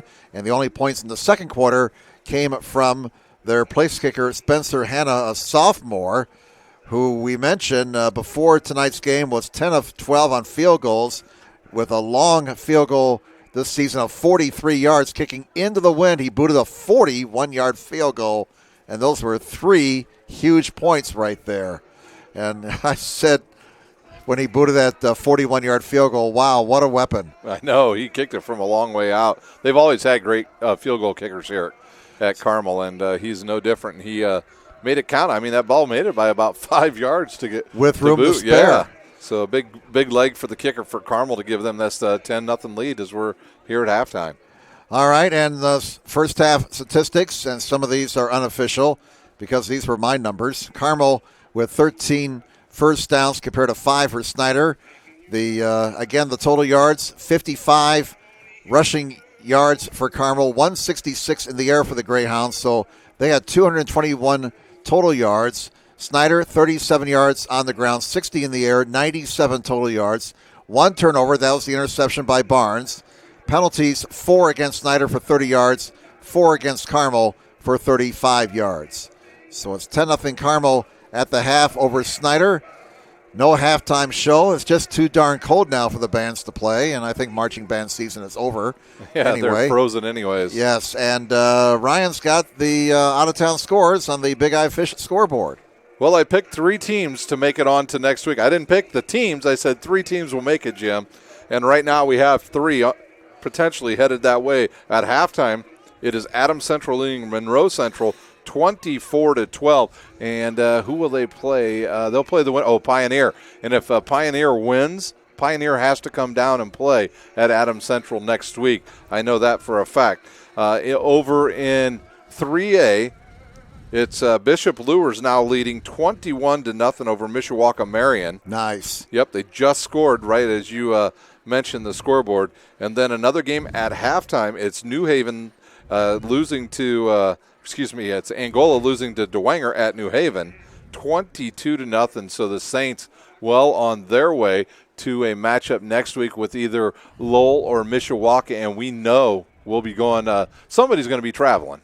Yes. Yeah, here with Summit City Sports. Here's what the deal is as far as the SAC teams are concerned. For Snider, they will not be at home if Valparaiso loses. Well, let's start that again. Here we go. If Snider wins this game, they'll be home if Valparaiso wins. If not, they'll have to travel to Crown Point.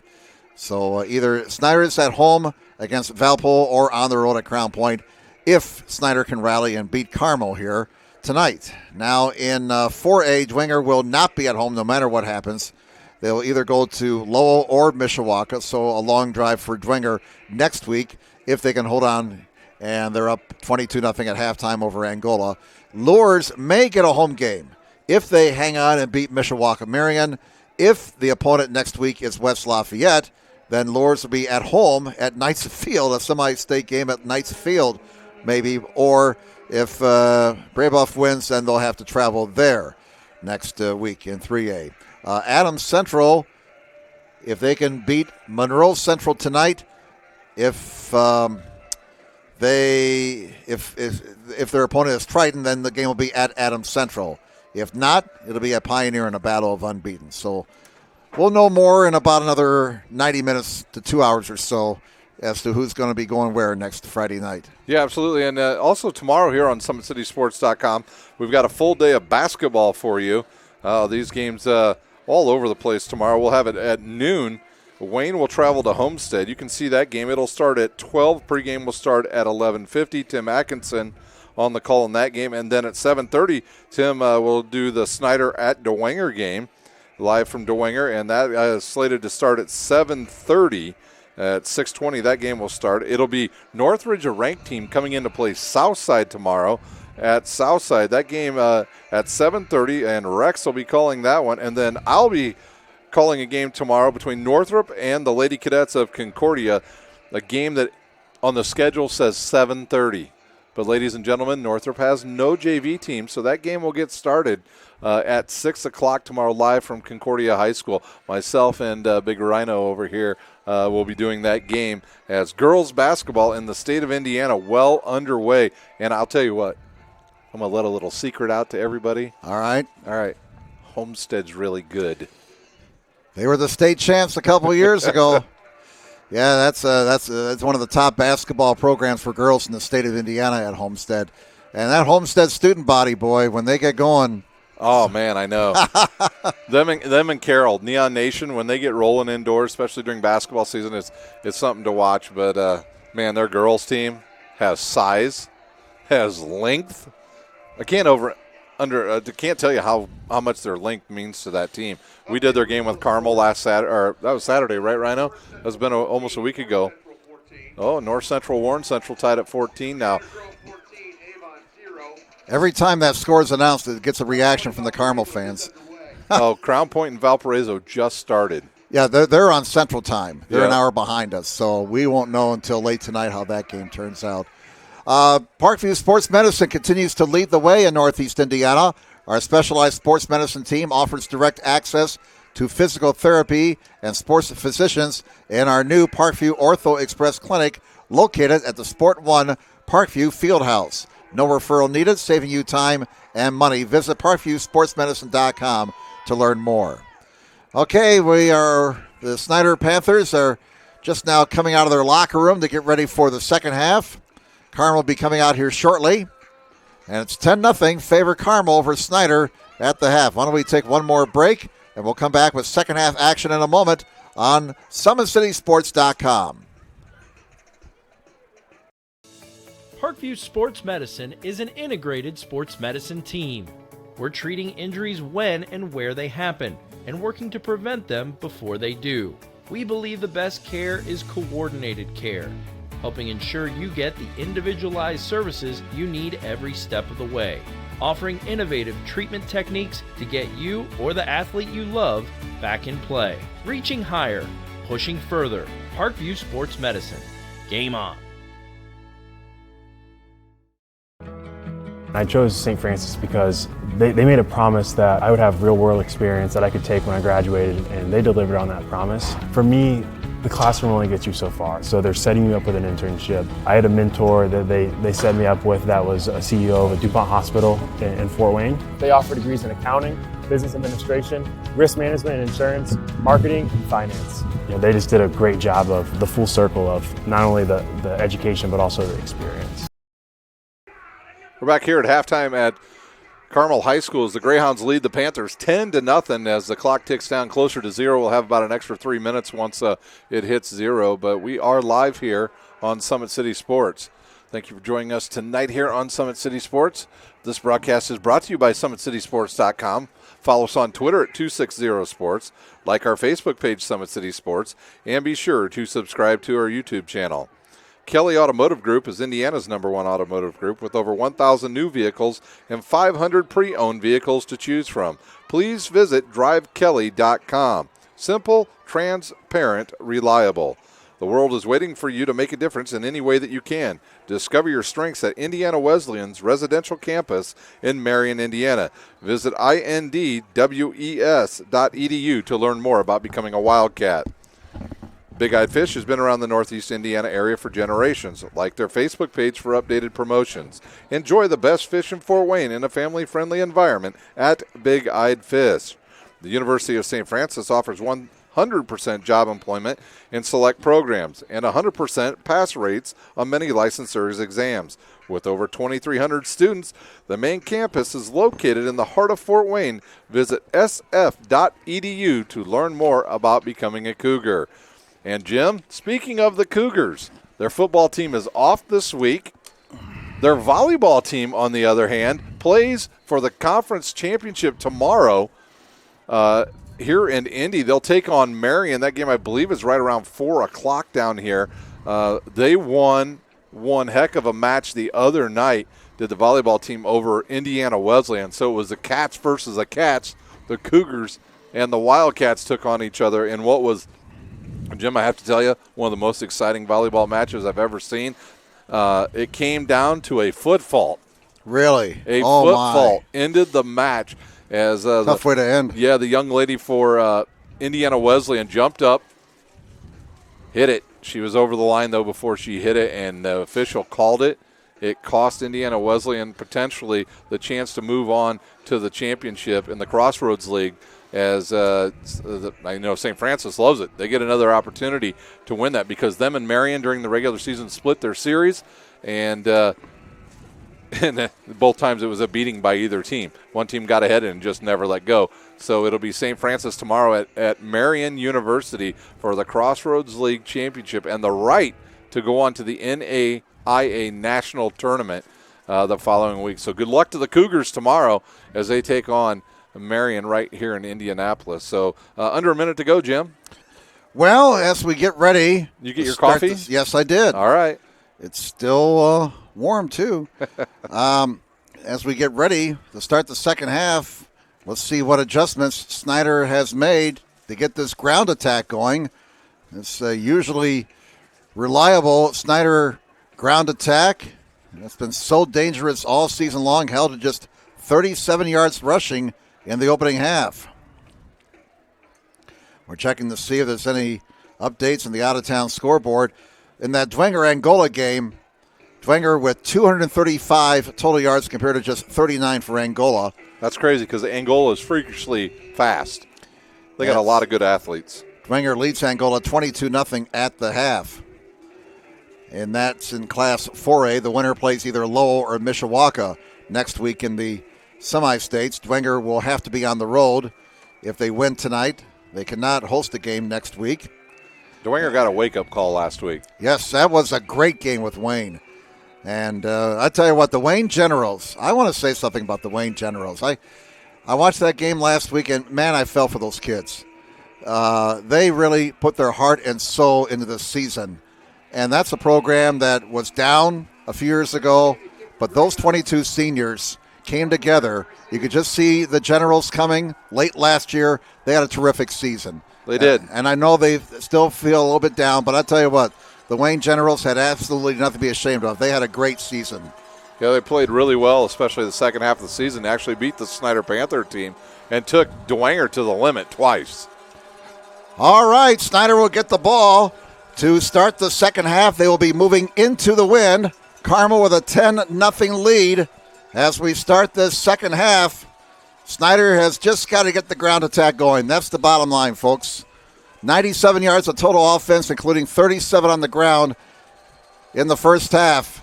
And they're down 10-0 here at halftime. Can they come back and end the Greyhounds' dominance against the Panthers? Second half kickoff comes down to the 1-yard line and up to the 20 and stop there at the 20-yard line. It was Alonzo Derrick. Derrick, thank you. I was trying to find a number over there. Kind of tough with a whole bunch of players, and Derrick's not that tall. He is not. 5'7", 165. All right, so first down. Valpo with an early 7-0 lead on Crown Point. Winner of that game gets the winner of this game next week in the semi-states.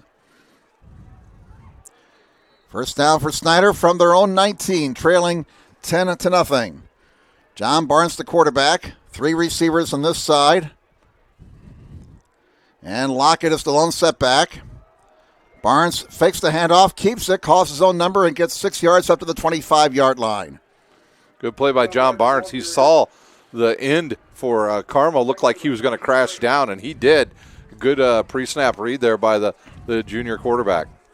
Second down and 4 from the 25. Low snap from center. That throws off the timing, and it's a big loss to the 21-yard line as Lockett just has not been able to get anything going tonight except for one play. That's a loss of 4. And as good as the play of the last time for the Saints, Barnes not able to read the defense. He had a wide-open wide receiver, and nobody was out there with him. 3rd and 8, and a high pass incomplete. They try to go hurry up, and that may have hurt Snider as they went hurry up. The pass for Derek incomplete. Those defensive linemen for Carmel are so tall that it's hard for John Barnes to see down the middle of the field. He stepped up a couple times in the first half and delivered some shots down the field, but that time they were able to keep him in the pocket, and now the Panthers will punt from about their own 7? Snoffer will be kicking from there into the wind. Whoa, Warge. Here's the snap. Snoffer, rugby-style kick. Oh, he my. shanked it. Oh, boy. From bad to worse at the start of the second half for Snider. Out of bounds at the Snider 33-yard line. Only a 12-yard punt. So can the defense hold up for the Panthers, or will the Carmel Greyhounds put this game away here early in the third quarter and punch one in here? As they'll have great starting position. In the words of Oliver Hardy. Well, it must have been a touchdown after a kickoff, Jim.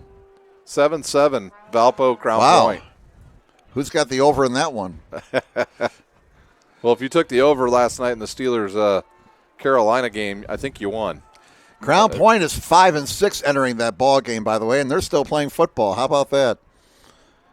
First down from the 33, and it's a running play. Downing picks his way and gets clobbered at the 30-yard line. Whew, that was a big hit. Dylan Downing, ball carrier. Kyle Carter and Reese Thomas on the top. Oh, Reese Thomas getting some play time now for the Panthers. A young guy. It looks like he replaced Wiggins. Wiggins has been dealing with an injury most of the season. Downing approaching 100 yards tonight. He had 45 yards in his initial carry. That set up the Carmel touchdown. On 2nd and 8, Quigley's pass. Ooh. Incomplete, and a very dangerous pass again into double coverage. Fans yelling for interference. The officials who paid their way in here in Carmel wanted interference, but they're not going to get it. I don't know if they want an interference or just a big hit. That was a late pass there as Quigley had a little bit of time, stepped up and threw a good pass, but the Snider Panthers playing some good defense. It looked like the Panthers somewhere in zone, somewhere in man-to-man on that play. This Snider defense has been very good tonight. Yeah, in the season they've only been giving up about 15 points. They're keeping the Panthers in the game. Right now, 3rd down and 8. There's a Quigley, blitz. Flushed, throws, first down inside the 20. Whoa, Quigley really showing some poise there, and he found Ellison. Yeah, the Panthers brought a late blitz, didn't get home. That opened up the middle of the field. Quigley hit his receiver, and another first down as the ball's inside the Parkview Sports Medicine red zone once again. That's Ellison's 5th catch for 47 yards, and they're in the red zone, as Ryan mentioned, at the 18-yard line for Snider. A short punt setting up Carmel here. They lead 10-0 with 10 minutes to play in the third quarter. And Quigley fakes the handoff, keeps the ball, breaks the tackle, and he gets drilled. Man, he took a big hit. Oh, my goodness. And he got up. That's a tough kid right there. You know, you see kids sometimes take a hit like that, and they go, but Quigley gets up. You like that? I thought you were going to say he's no Cam Newton. Whoa. Don't get me started on Mr. Newton, please. Yeah, your favorite guy. That's for another day and another discussion. 2nd down and 5 for Carmel. The ball's at the Snider 13. Greyhounds lead 10-0. Lined against the 8. And here comes Downing. Downing is moving the pile to the 11-yard line. The initial hit delivered by Bam Scott. A 2-yard gain, 3rd and 3. Scott's had a pretty good game on that defense for the Panthers, and that's the first time we hear Peasley's name as well. This is a big 3rd down for the Panthers.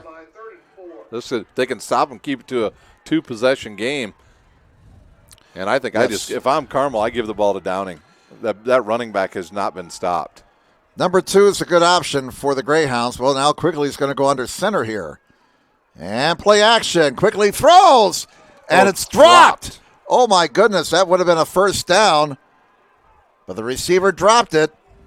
And that brings up 4th down, and they send Hannah on to try a field goal. He booted a 41-yarder earlier. This one will be with the wind at his back. A flag. Flag on the field. There is a flag down at the 8. I just noticed that. Did that come after the play?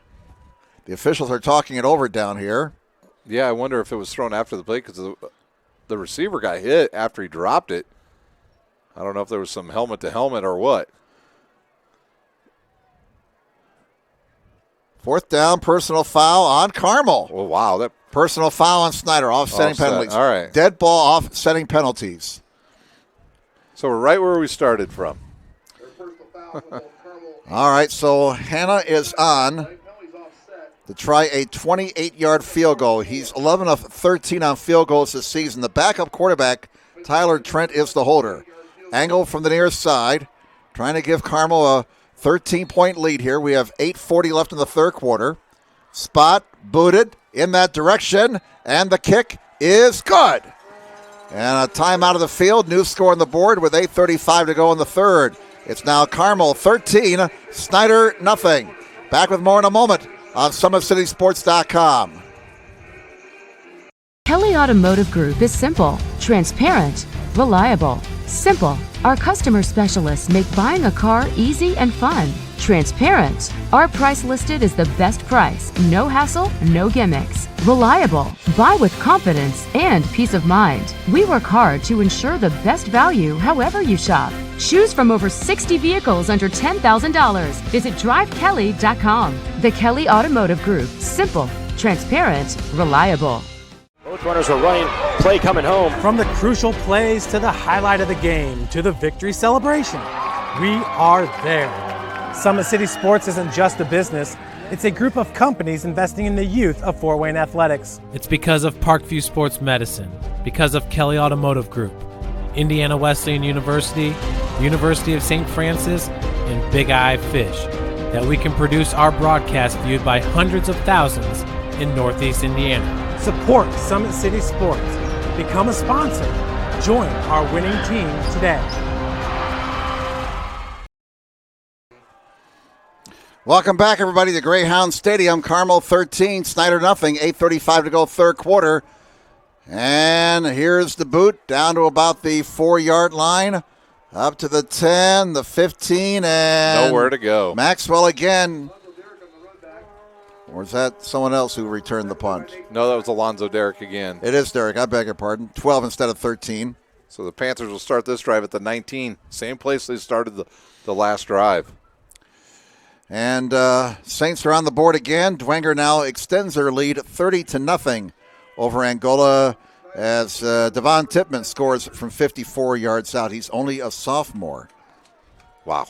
Yeah. That's what when you have a big offensive line like that. I'd run the ball a lot, too, if I were a team like that. And I believe, do we have a new quarterback in the game? We do. It's Lenny Bennett, the running back. Out of the pistol formation, apparently. Bennett carries the ball off the right side to the 22-yard line. A direct snap right back to Lenny Bennett. He's a junior. He's carried the ball 75 times this year for 484 yards, 6.5 yards a carry, 4 touchdowns.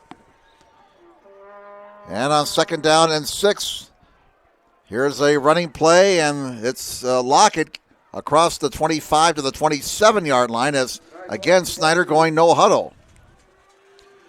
3rd down and 2 for Snider at their own 27. Line the game's to 29. And Lenny Bennett is in at quarterback. He'll take the direct snap. He'll hand it off. And it's going to be a first down. Oh, Lockett running hard. He broke a tackle.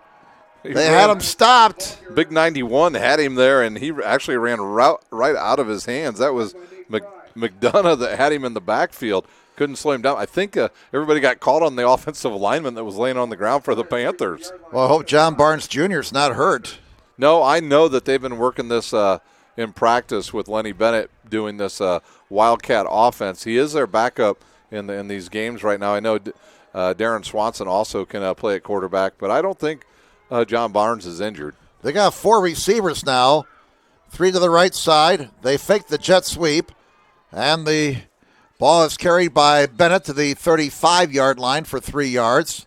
That'll bring up 2nd down and 7. So a different look to the Snider offense now as they trail 13-0. 6:52 to go in the third quarter. Joey Schmidt on the tackle. Ball's about the 35-yard line. Gain of 3. No Anias Lockett either. Or he's in the slot. Yes, they got 2 receivers on each side. 2nd and 7 for Snider from the 35. And it's Lockett coming from the slot back position, picking up 5 yards to the 40, a 5-yard gain for Lockett. But he's been held to 27 yards on 14 carries so far tonight. 3rd and 2. And here comes Barnes back into the game. And now they're bringing some more tight end help as well. 3rd and 2 for Snider at their own 40 as we approach the 6-minute mark in this third quarter. Carmel 13, Snider nothing. 10 on the play clock. Line the game's to 42 or just shy of it. And it's a play action fake. Barnes throws, got a man, first down at the 44-yard line. That's Wells. And he did well on that play. That's a good one, Jim. Wells did good on that play. You're right. He's filling in for Braxton Mantell, no longer on the team. But Wells last week, in his first game ever as a tight end, all he did was catch 2 touchdowns. That's a good way to start. He was their quick tackle before last week. And with another player for the Panthers being let off the team, he stepped right in and did a good job. Now Derek a slot on the near side. Sims split this side. And the quarterback keeps the ball on a big gain. And a big hit. That was Bennett again. Bennett back in the ball game out of the pistol or the Wildcat, and he picks up 11 yards. Snider's moving the ball. He's reading that tight end really well. He's been keeping that ball in the belly of the running back for long enough to get the defenders to show what they're going to do, and he's able to pull it out and run a big one there. But he did take a big hit, did Lenny Bennett. And he got right back up. You like kids like that. And here's Lockett for a couple of yards before he slammed to the Greyhound Stadium turf at the 43-yard line. Honestly, I think he was happy to give that ball up to Anias Lockett at that time. So we're down to 4:50 to go in the third quarter. Snider with a good-looking drive. They're at the Carmel 44. 2-possession game right now. Carmel 13, Snider nothing. 2nd and 9 for the Panthers at the Carmel 44-yard line. Bennett gets a couple of blocks. He's tripped up and falls forward to the 42-yard line. Boy, that hole closed in a hurry. Yeah, it looked like there was something there to the right side as they tried to go behind Randy Holtz. And now it's about a 3rd down and 6? 3rd and 7, line the gain is the 35. Snider going no huddle. The Carmel 12th man yelling right now, cheering on their defense. It is noisy here at Greyhound Stadium in Carmel. On 3rd and 7. And whistles. False start on the Panthers. Perhaps the crowd noise. And that stops the clock with 3:58 to go in the third quarter and a critical 5-yard penalty against Snider. That is the second time almost in that exact same area of the field that the Panthers get moving too early on that offensive line. And maybe they called it on the running back that was coming in motion who turned upfield just a little bit too early. And now the Panthers will probably have to go with max protection. As you know, Carmel will be coming for the quarterback on this one. Barnes in at quarterback. 3rd and 12 from the Carmel 47. Line the gains to Greyhound 35, and now a flag before the snap. Maybe a sideline infraction. The crowd quiets. Dead ball, offside, Carmel. Wow. So they get the 5 yards back. All right, so we'll start over right where we were at before. It's kind of like our family Christmas when we have that little lottery deal, you know. Yeah, the white elephant sale there. Yes. Yeah. 3rd down and 7 for Carmel. And Carmel will show 2 safeties over the top, and now they'll go man-to-man across the board against the Panthers. And some confusion by Carmel's. There's only nope, Panthers didn't see it early enough. They'll throw it out there to Sims. And he makes the catch, but he's going to be stopped short of the marker at the 38-yard line. That'll bring up 4th down. Looks like they're going to spot the ball at the 39. If that's the case, 4th and 4. Man, they had Carmel, didn't they, Jim? There was 3 receivers with only 2 defenders over there, and they weren't able to recognize it early enough, and it's a big 4th down here for the Panthers. Got to go for it. And I saw Maxwell come off the field. Barnes is in at quarterback. Line the gain is just short of the 35. And Barnes will throw. He fires. He's got a man inside the 30. 1st down, Snider. And there is a guy you know, Ryan. Yeah, I have to feed him. Simon Dellinger, a big catch. The Army recruit sat down right in the middle of the zone, and Barnes delivered a strike right to the big 6'7" tight end. So Snider keeps the football. It's at the Carmel 28, 1st down. Play action. Barnes down the middle. Look out. Intercepted. Intercepted at the 10, up to the 25, to the 30. That's Nate Fry, his 2nd pick of the night. And he returns it to the Carmel 46-yard line. Did that ball get tipped? I couldn't tell. I couldn't tell if it got tipped at the line of scrimmage, but was blocked by a couple young guys right in front of us here. But a big turnover for the Greyhounds. 2:19 to go in the 3rd quarter. Tell these young guys to get out of our way here so we can watch the game. Yeah, we couldn't see anything. Always figures. Oh, wow. Oh, my. North Central 21-14 over Warren Central. Every time they announce that score, I love the reaction from the Carmel fans. They go, woo, woo. So 1st down for the Greyhounds. Quigley. Big gain. Out to the Snider 39-yard line, 15 yards on that play. Just when it looked like Snider was going to perhaps get it back to a 1-possession game and really make things interesting, Carmel gets a pick, and now a big run by their quarterback. And they're at the Snider 39 with a chance perhaps to deliver a knockout punch. Yeah, I got a text here that said, man, that last play, the tight end was wide open. And just a misread there by the junior quarterback. He'll learn from that. Look out. Big gain. That's White who carries the ball. Rumbling, bumbling, stumbling for 15 yards. The Panthers defense has been on the field a lot tonight. Yes, they have. And they might be wearing down here. We're down to just 150 to play in this 3rd quarter. That big offensive line, they will wear you down. Yeah, that's usually what the Panthers do to everybody else, and it's getting done to them tonight. 1st down at the Snider 24. Carmel leading 13-0. They keep running the football. If it's not broke, don't fix it. 2 more yards for Zach White.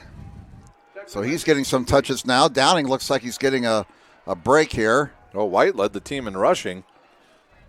I think he had close to 1,000 yards. Yes, he did. 9:49 entering this game at 9 touchdowns. But we have not seen him a whole lot tonight. Until now. 2nd down and 7 at the Snider 21 for Carmel. They lead 13-0. And the play is whistled down. They'll stop the clock with 1:02 to go in the 3rd quarter. Flag is down. False start against Carmel. That'll be their 6th penalty for 45 yards. Snider's been penalized 5 times for 35 yards. You really get the feeling here, Jim, that Panthers have to keep them out of the end zone, whether that's a touchdown or a field goal to keep this game at two 2-possession game because you just don't know how many more possessions you're going to get. You got to keep it a 2-possession game. They score here, it might be lights out because Carmel's defense has shown they can play some football. Yeah, just they're so big up front. Those linebackers can really move around and cover some ground. And the way they're running the ball and keeping the clock moving, they're shortening up the game here. 2nd down and 12. Quickly hands it off. Look at White go. Inside the 15, another first down to the 13-yard line. And he's running through that Snider defense like a hot knife through butter. Absolutely. Had a big opening right there through the left tackle and guard, and just the sea opened up, and he ran through, and Hoover with a touchdown-saving tackle for the Panthers. Total yards, 289 for Carmel, 152 for Snider. And Carmel leads 13-0, 30 seconds to go, third quarter. They're at the Snider 13-yard line. And it's a carry for Downing as he gets back into the ball game, and Downing gets stopped at the 5, and that might be the last play of the third quarter. And I got Downing over 100 yards now for the night. And they will not have time to get off another play. The third quarter will come to an end. We got 12 minutes to go. Carmel 13, Snider nothing. Back with the fourth quarter in a moment on SummitCitySports.com. Parkview Sports Medicine is an integrated sports medicine team. We're treating injuries when and where they happen and working to prevent them before they do. We believe the best care is coordinated care, helping ensure you get the individualized services you need every step of the way, offering innovative treatment techniques to get you or the athlete you love back in play. Reaching higher, pushing further. Parkview Sports Medicine. Game on. I chose St. Francis because they made a promise that I would have real-world experience that I could take when I graduated, and they delivered on that promise. For me, the classroom only gets you so far, so they're setting you up with an internship. I had a mentor that they set me up with that was a CEO of a DuPont hospital in Fort Wayne. They offer degrees in accounting, business administration, risk management and insurance, marketing, and finance. They just did a great job of the full circle of not only the education but also the experience. Okay. Out of town in 2A at the half, Southridge leads Paoli 21-14. Winterstan Lures leads Mishawaka Marion 28-0 at the half. Last we heard on Dwenger, they're up 30-0 on Angola in the third. 38-0. 38-0 now? And it's also 38-12 Adams Central. Okay, so fourth quarter underway here. Ball's at the Snider 5, and Downing is stopped at the 2, but he looks to have enough for a first down. If that's the case, it'll be first and goal for Carmel at the 2-yard line with a chance maybe to deliver a knockout punch here. Randy Holtz going double duty here for the Panthers as he comes up with a tackle. First and goal at the 2. Carmel on top, 13-0. Quickly in the shotgun, Downing behind him. And it is quickly keeping the ball, and he is striving for the goal line. Did he get in? Yes, he did. Give that man 6 points. Quickly has his second touchdown of the night, fourth of the season, and Carmel now with a 3-possession lead at 19-0 with 11:34 to go in the game. Yep, they might have had the knockout punch right there. Quigley with a nice 2-yard run as he got behind that ginormous offensive line and punched it in for another touchdown. That drive started following the interception and the big return out to midfield. The extra point by Hanna is good. He sneaked it in the right upright there. So a time out of the field and a new score on the board with 11:34 to go in the game. Carmel 20, Snider nothing. Back with more in a moment on SummitCitySports.com.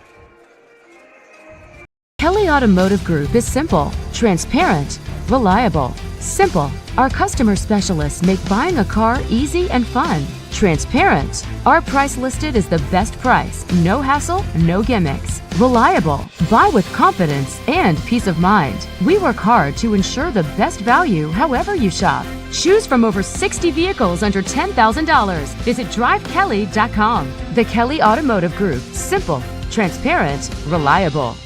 Both runners are running, play coming home. From the crucial plays to the highlight of the game to the victory celebration, We are there. Summit City Sports isn't just a business, it's a group of companies investing in the youth of Fort Wayne athletics. It's because of Parkview Sports Medicine, because of Kelly Automotive Group, Indiana Wesleyan University, University of St. Francis, and Big Eye Fish, that we can produce our broadcast viewed by hundreds of thousands in Northeast Indiana. Support Summit City Sports. Become a sponsor. Join our winning team today. Welcome back, everybody, to Greyhound Stadium in Carmel. Carmel 20, Snider nothing. As the Greyhounds just scored a touchdown, here's the kick into the wind. It's short, down to about the 17-yard line. And that is Underwood, Jay Sean Underwood, who had a big play against Carroll a couple weeks ago. And he is brought down at about the 22-yard line. Panthers will have to go high speed here. They're 3 possessions here. So we have a helicopter landing just on the south end of the field here. That's the only way to go. North Central 21, Warren Central 21. Warren Central and North Central now tied at 21 in the third quarter. What a game that is. Valpo was leading Crown Point 10-6 in the second. Center Grove at last report 14-0 over Avon in the fourth in the other 6A games.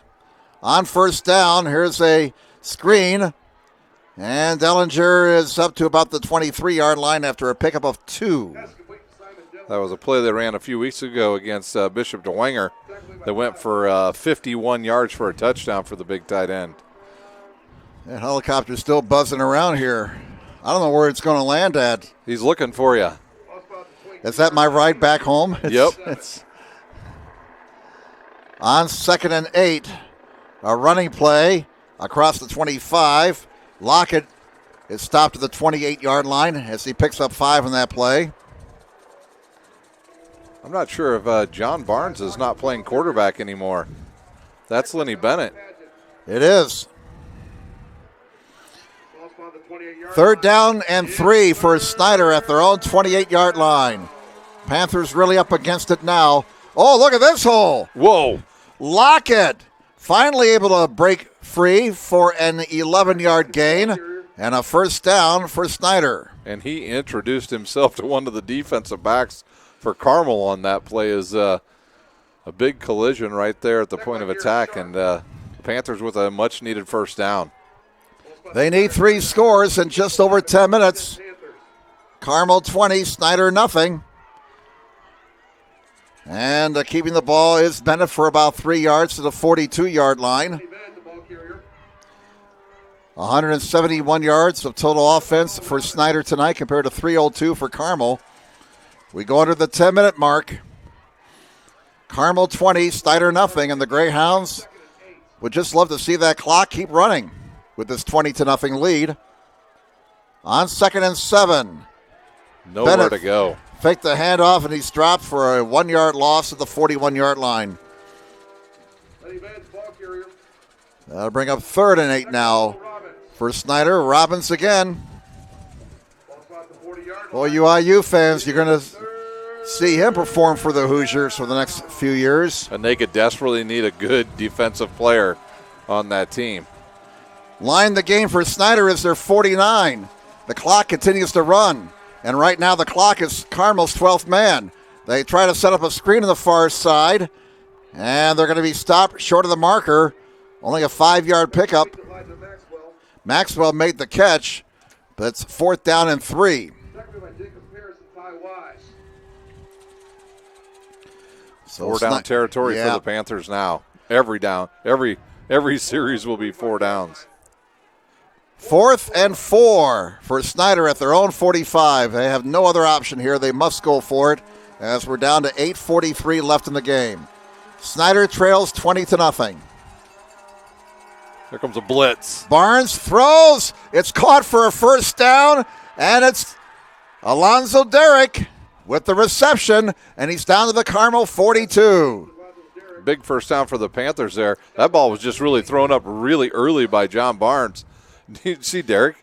He looked around to see if anybody was there. That ball had so much hang time underneath it. He looked around to see if the cornerback was there or safety. Nobody was there, and a big first down, and they'll bring Bennett back out to run the offense. But the clock continues to move. We're down to 8:15. Snider needs to score, get an onside kick, score again, get another onside kick, get another score. First down at the Carmel 42, and it's a running play. Lockett is stuffed at the line of scrimmage for no gain. I believe that might have been Fry maybe on the tackle. We've called his name a lot tonight. McDonough. And Carmel looking at that clock, saying keep going. We're down to 7:40. And those plays are not going to. Lenny Bennett, nothing doing. Those plays just will not pick up any chunk yardage. And that'll be a loss of 3. Back to the Carmel 45. Bring up 3rd and 13. Panthers behind the markers. Line the gain is the 32 of Carmel. And we're down to 7:20. We're not even to 9 o'clock yet, and we're almost done. The Carmel has 4 linebackers in there. I would imagine 2 or 3 will be headed towards John Barnes on this play. It looks like they're going to show maybe zone defense. They are. Barnes, quarterback draw. Can he get some room? No. 3 yards, and that's it. Good job there by the Carmel defense. They just are so disciplined defensively. You saw before that ball was snapped, the entire defense communicating to each other on where to get to on the zone defense they were going to run there. And a great job by Joey Schmidt to get everybody in the right spot. Down to 6:35, and it's 4th and 10. Snider converted a 4th down situation earlier. They got to do it again. Line the gain is to Carmel 32 on 4th down. This is it. Barnes throws. Got a man, but it's picked off. The 3rd interception tonight for the Carroll defense, and that one will seal the deal for sure. Joey Schmidt, a senior. He has a pick 6 this year. I believe it was Sharp with the interception. Sark. I believe he was the one that got injured earlier in the game. Yeah, number 59 with the interception. So Snider with a -3 tonight in the takeaway giveaway area. So they credit that interception again to, do they credit it to Sharp? Or 59. I thought for sure 42 picked it off. Yeah. I don't know. I'm going to stick with Joey Schmidt. It looked like 42 through my binoculars.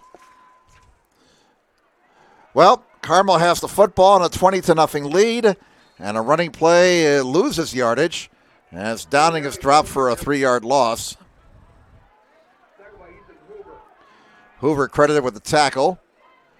And we're down to 6 minutes to play. Carmel 20, Snider nothing. First play from scrimmage, a 45-yard gain, and it's been pretty much all Greyhounds all night long. They've just controlled the line of scrimmage, and they've picked off Barnes 3 times. 2 of the times the Panthers were on good drives, and just poor decisions by the young quarterback.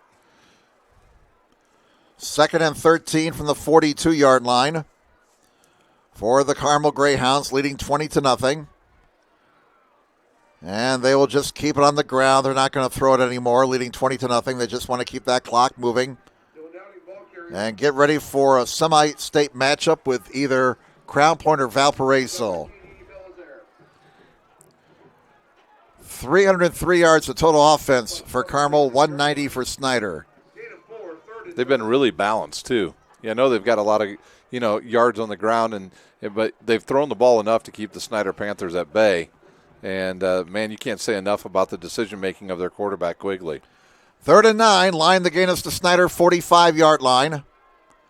And quickly hands it off up the middle. Look at Downing go. Another first down for Carmel. And Downing moves the pile to the Snider 40-yard line. All night the Carmel running backs have been able to get to that second level. And Downing and Quigley and White, all 3 able to get deep into the Snider secondary. Just the linebackers just non-existent tonight for the Snider Panthers. Well, this will be Carmel's 5th straight win over Snider in the regionals. And the Carmel Greyhounds are becoming a real pain in the side in Panther Nation. Well, they won't see him anymore if this is the outcome, because I believe Snider will go back to 5A next year. Oh. Whoa, look at this. Whoa. And a near disaster there for Carmel. And Tyler Trent, who's now in the ball game quarterbacking, wisely falls in the ball back at his 43-yard line, but they lost some big yardage there as we come down to 4 minutes to play. Yeah, well, there's new offensive linemen out there as well for the Greyhounds. Getting some players into the game now with the outcome pretty well settled. And Carmel now taking their time. We're down to 3:45 left. We're not even to 9 o'clock, and this game is almost over. Yeah, we might get home in time to watch the end of Lures and Mishawaka Marion. 2.5 hour drive. Oh, fumble. Fumble. Ball's on the deck. Picked up. And Snider's got it. That's Hoover. And Hoover's going to score. Ethan Hoover. Give that man 6 points. That was a 45-yard fumble recovery. Oh, that's what happens. Maybe you put the backups into the game too early. 45 yards on that fumble return. There goes the shutout for Carmel. Defense tells the offense, thanks. Thanks a lot, guys. Yeah. So that comes with 3:25 to go, Ryan. You know, I've seen some crazier things happen. Yeah, absolutely. You know, they got to make the extra point. One thing Snider never does during the season, which I really think they ought to work on it at some point, is kick an onside kick just to see if they can do it. And but this extra point, first of all, is the main thing. This will make it 20-7 and cut Carmel's lead back to 13. So the defense getting points. And we got a guy who is running off the field now for Snider. Boy, I hope they don't get called for 12 men here. They probably should have. Waiting for the snap. Here it is, finally. Block. And the kick is blocked. And unlike in college or the NFL, the play is dead. You can't run him back for 2 points. So the point after attempt is blocked.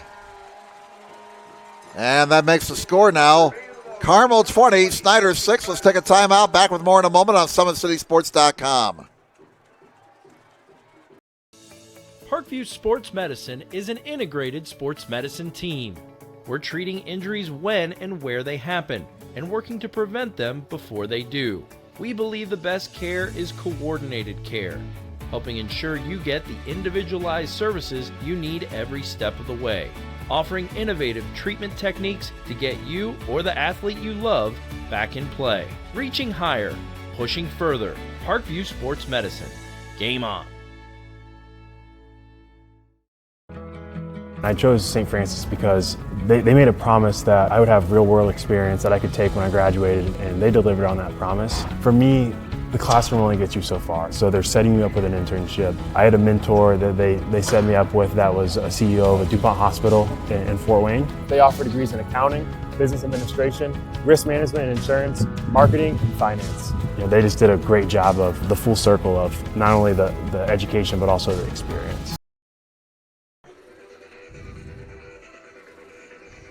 Welcome back, everybody. We get ready for the onside kick. 20-6, Carmel leading Snider. Snider just scored on a fumble recovery, and the ball blows off the tee right before it's kicked. Warren Central and North Central tied at 21. Whoever's covering that game just twittered, "What a game." Kind of like Betty Davis, you know. It's Center Grove 17-0 over Avon. That's getting late. Here's the onside kick. No chance for the Panthers to get that. And it's covered by Carmel. The Colts could have used that guy in the Super Bowl a few years ago.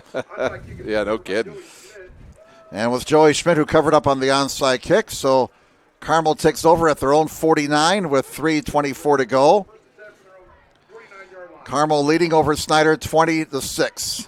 Subs in for both teams now. A lot of different faces out there, especially on the offensive side for Carmel. For the Snider Panthers, don't feel sorry for them.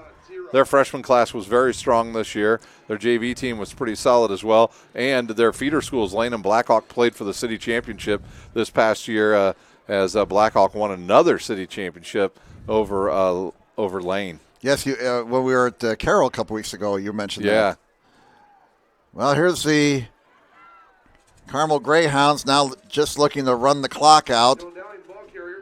And they got, as Ryan mentioned, all the substitutes into the game. Well, that was Downing carrying the ball for 8 yards as he adds to his rushing total. I got him with 123 yards tonight on 17 carries. He's really been a beast. Under 3 minutes to play in this game and perhaps in Snider's season. Panthers will finish the season, it looks like 9-3. Another good season for the Panthers comes to an end at the hands of the Greyhounds. Ball's at the Snider 43-yard line on 2nd down and 2. And it's going to be a first down, a pickup of 4 yards to the 38-yard line. As again, Downing carries the ball. And I think after that fumble, they put some regulars back in, Ryan. Yeah, the offensive line has returned. Yeah. for the Greyhounds, they don't want this game to even resemble that the Panthers are going to come back. But one more first down, and this game's essentially over. Down to 2:15. Yeah, Quigley back out there, isn't he, at quarterback? Or no, is it 12? Tyler Trent is still out there. It looks like Tyler Trent in there, quarterback. No, that's Quigley, 17 instead of 12. And no matter who's quarterbacking, they're just continuing to pound the rock. 7 more yards for Downing. I got him at 135 yards on 19 carries tonight. His 45-yard run on the first play from scrimmage really set the tone for the night. Yeah, in the season, Quigley only had 166 yards. Were they hiding him? Was he injured? And again, at the start we noticed that they really don't have any eye-popping offensive numbers. They just have so many weapons, and they find a way to get the job done to these Greyhounds. 2nd down and about 2 at the 31, and they'll keep it on the ground. And they're going to be short of the first down at the 29-yard line. Downing the ball carrier again, and we're down to a minute to play. Yeah, this will do it. If first down here, they'll be able to take a couple knees and run out the clock. They may even just take a knee here. 50 seconds to go. Yeah, they could do that, Jim. They could take a knee and then take another knee. It's 3rd down, about 1.5 yards.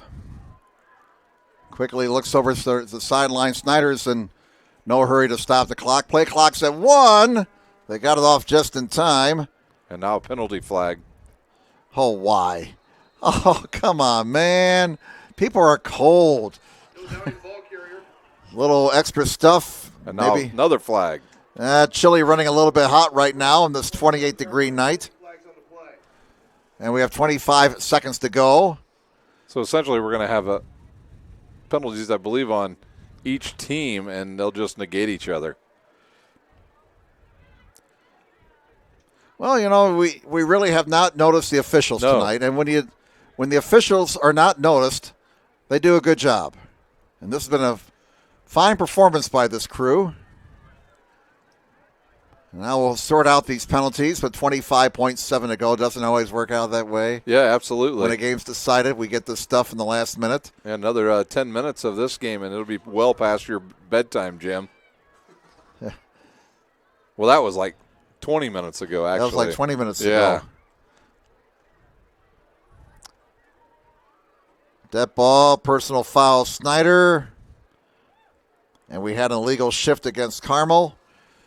So this will be the march off of 5 and then add on 15. And that'll do it. And that'll make it a first down for Carmel. They'll just take a knee because they've got to snap it one more time here.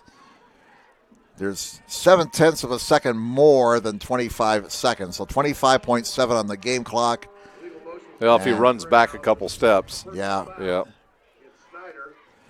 Good job there by the officials. Things getting a little bit testy, and situation like that, you got that yellow flag, and there's the knee by Quigley, and that will do it.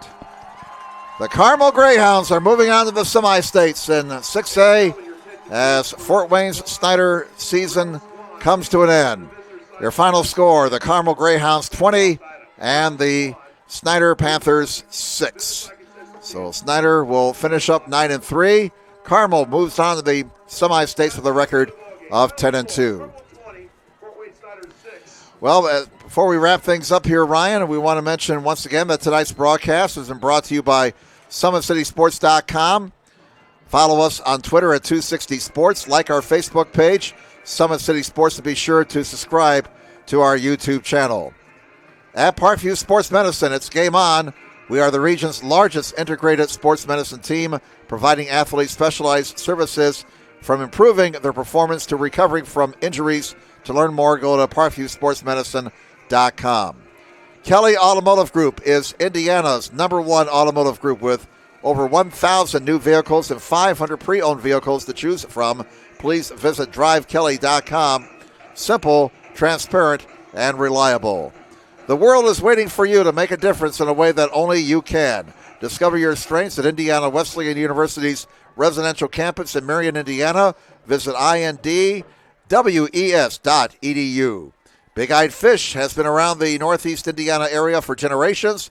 Like their Facebook pages for updated promotions. Enjoy the best fish in Fort Wayne in a family-friendly environment at Big-Eyed Fish. The University of St. Francis offers 100% job employment in select programs and 100% pass rates on many license exams with over 2,300 students. The main campus located in the heart of Fort Wayne. Visit sf.edu. And at Parkview Sports Medicine, it's game on. We serve every level of athlete with our integrative sports medicine team, including the region's only specialized athletic rehab facility. Learn more about our services by logging on to parkviewsportsmedicine.com. And Parkview Sports Medicine is the area's largest integrated sports medicine team, specialized in serving every level of athlete, no matter if they're trying to get better at what they do or recovering from an injury. Our experts coordinate your care in state-of-the-art facilities in our community. Again, to start your journey, visit us at parkviewsportsmedicine.com. So, Ryan, some final numbers on this one tonight. Total yards, 322 for Carmel, 190 for Snider. 98-69 the edge for Snider in the passing game, but the rushing yards, the big edge for Carmel, and really the big story, 253 for Carmel, 92 for Snider. And Carmel was also +2 in takeaway giveaways tonight. Yeah, they just were able to control the line of scrimmage on both sides of the ball tonight. We knew the Panthers had to play flawlessly, but Carmel's so solid and big. They are big. So congratulations to the Greyhounds. They had a good game plan. Snider Panthers had their opportunities. They turned the ball over too many times around midfield. John Barnes will learn from those mistakes. He'll come back better next year. Coach Tippmann will have his team ready to go. They have a great off-season program. They're going to bring in some new kids into the program, and they'll reload. They'll be back, but unfortunately for all those schools sitting in 5A, now they have the Snider Panthers probably looking to go back into that section along with Northside, Concord, Elkhart Central, and Goshen. So Snider probably would prefer to stay in 6A, but I'm sure with their enrollment and the success factor not being there for them now, they'll head back down. But Carmel, they'll move on next week, and they'll either take on who they got to play, either Crown Point or Valparaiso, and they'll go on the road no matter what. Right. And so the Greyhounds, congratulations to them, your regional champs once again. Yes, so they move on, and it looks like Dwenger and Lordsby moving on. They're winning their games big at last report. And Adams Central clobbered Monroe Central. Adams Central's moving on. So we still have 3 teams from the Fort Wayne area heading to the semi-states. So it should be an exciting week of high school football next week around the Fort Wayne area. And I'd like to thank you, Snider fans, for logging on all season long and following your Panthers. Thank you for the comments along the way as well. And now we look forward to Panther winter sports. And the girls are already underway with girls basketball at Snider. Yeah, we'll have a bunch of basketball games for you tomorrow on SummitCitySports.com, starting at, I believe, we're early in the afternoon and running till late in the evening. So make sure you check our website for all the games we will have for you here on Summit City Sports. Congratulations to the Greyhounds again. Snider Panthers, nothing to hang their head on. They'll learn from this, get better. And Jim and Ryan, it's been another great season of football, watching the Panthers grow and watching another regional champion in the Carmel Greyhounds. All right, well, that's the story here tonight at Greyhounds Stadium in Carmel. We got a 2.5-hour drive ahead of us here. So we're going to sign off, break down, and hit the road to get back to Fort Wayne, hopefully by midnight. That's the story tonight here at Greyhounds Stadium. Again, your final score, the Carmel Greyhounds 20 and the Snider Panthers 6. Speaking on behalf of our camera operator, Ryan Stillbauer, along with my broadcast partner, Ryan Dellinger, I'm Jim Measles saying, have a good night, everybody. When you experience a sports injury, muscle, or joint pain, you want treatment right away. Parkview Ortho Express provides same-day orthopedic and sports injury care without referral or appointment, offering diagnostics, x-rays, the region's only body composition DEXA scan right inside of the Sport One Parkview Fieldhouse. Walk in Monday through Thursday, 7 to 7, Friday, 7 to 5, and Saturday, 8 to noon. For more information, go to parkviewsportsmedicine.com/orthoexpress. It's the comets. Comets falling from the sky. Comets falling from the sky. Comets falling from the sky. Comets falling from the sky. Comets falling from the sky. Comets falling from the sky. Comets falling from the sky. Comets falling from the sky.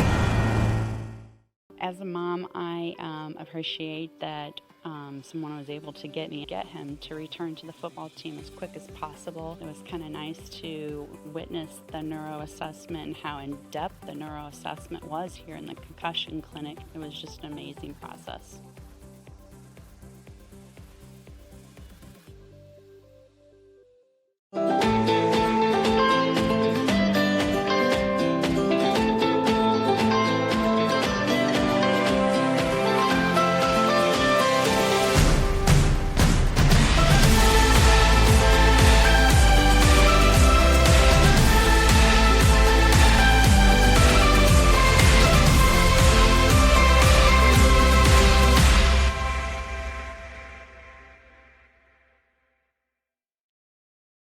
The Kelly Automotive Group is simple, transparent, reliable. Simple. Our customer specialists make buying a car easy and fun. Transparent. Our price listed is the best price. No hassle, no gimmicks. Reliable. Buy with confidence and peace of mind. We work hard to ensure the best value however you shop. Choose from over 60 vehicles under $10,000. Visit drivekelly.com. The Kelly Automotive Group. Simple, transparent, reliable. Concussions. They're a concern for parents of athletes in any sport. That's why Parkview Sports Medicine is leading the way with the area's first concussion clinic. Our integrated sports medicine team utilizes an innovative, evidence-based approach to manage athletic-related head injuries in those 14 and older, providing comprehensive care to get the athlete you love safely back in play. To schedule an appointment, call Parkview Sports Medicine at 266-4007. Reaching higher, pushing further. Parkview Sports Medicine. Game on. Get mad about blue. Get mad about your Fort Wayne Mad Ants. When looking for the best basketball action in town, it's the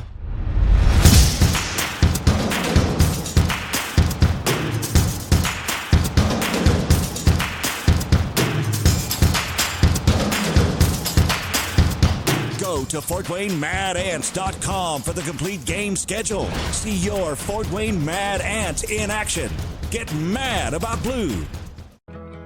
I chose St. Francis because they made a promise that I would have real-world experience that I could take when I graduated, and they delivered on that promise. For me, the classroom only gets you so far, so they're setting you up with an internship. I had a mentor that they set me up with that was a CEO of a DuPont hospital in Fort Wayne. They offer degrees in accounting, business administration, risk management and insurance, marketing, and finance. They just did a great job of the full circle of not only the education but also the experience. Parkview Sports Medicine, especially since I've been a pro, has been a place where my game has really been able to develop in multiple facets. Injury prevention, maintenance, physical therapy, weightlifting, agility work, all the things that I need to do in order to have an NBA body. This is the place for me to go when I come back home and I need to get a workout in. Always welcome me back with open arms. Parkview Sports Medicine. Game on. Both runners are running, play coming home. From the crucial plays to the highlight of the game to the victory celebration, we are there. Summit City Sports isn't just a business, it's a group of companies investing in the youth of Fort Wayne athletics. It's because of Parkview Sports Medicine, because of Kelly Automotive Group, Indiana Wesleyan University, University of St. Francis, and Big Eye Fish, that we can produce our broadcast viewed by hundreds of thousands in Northeast Indiana. Support Summit City Sports. Become a sponsor. Join our winning team today.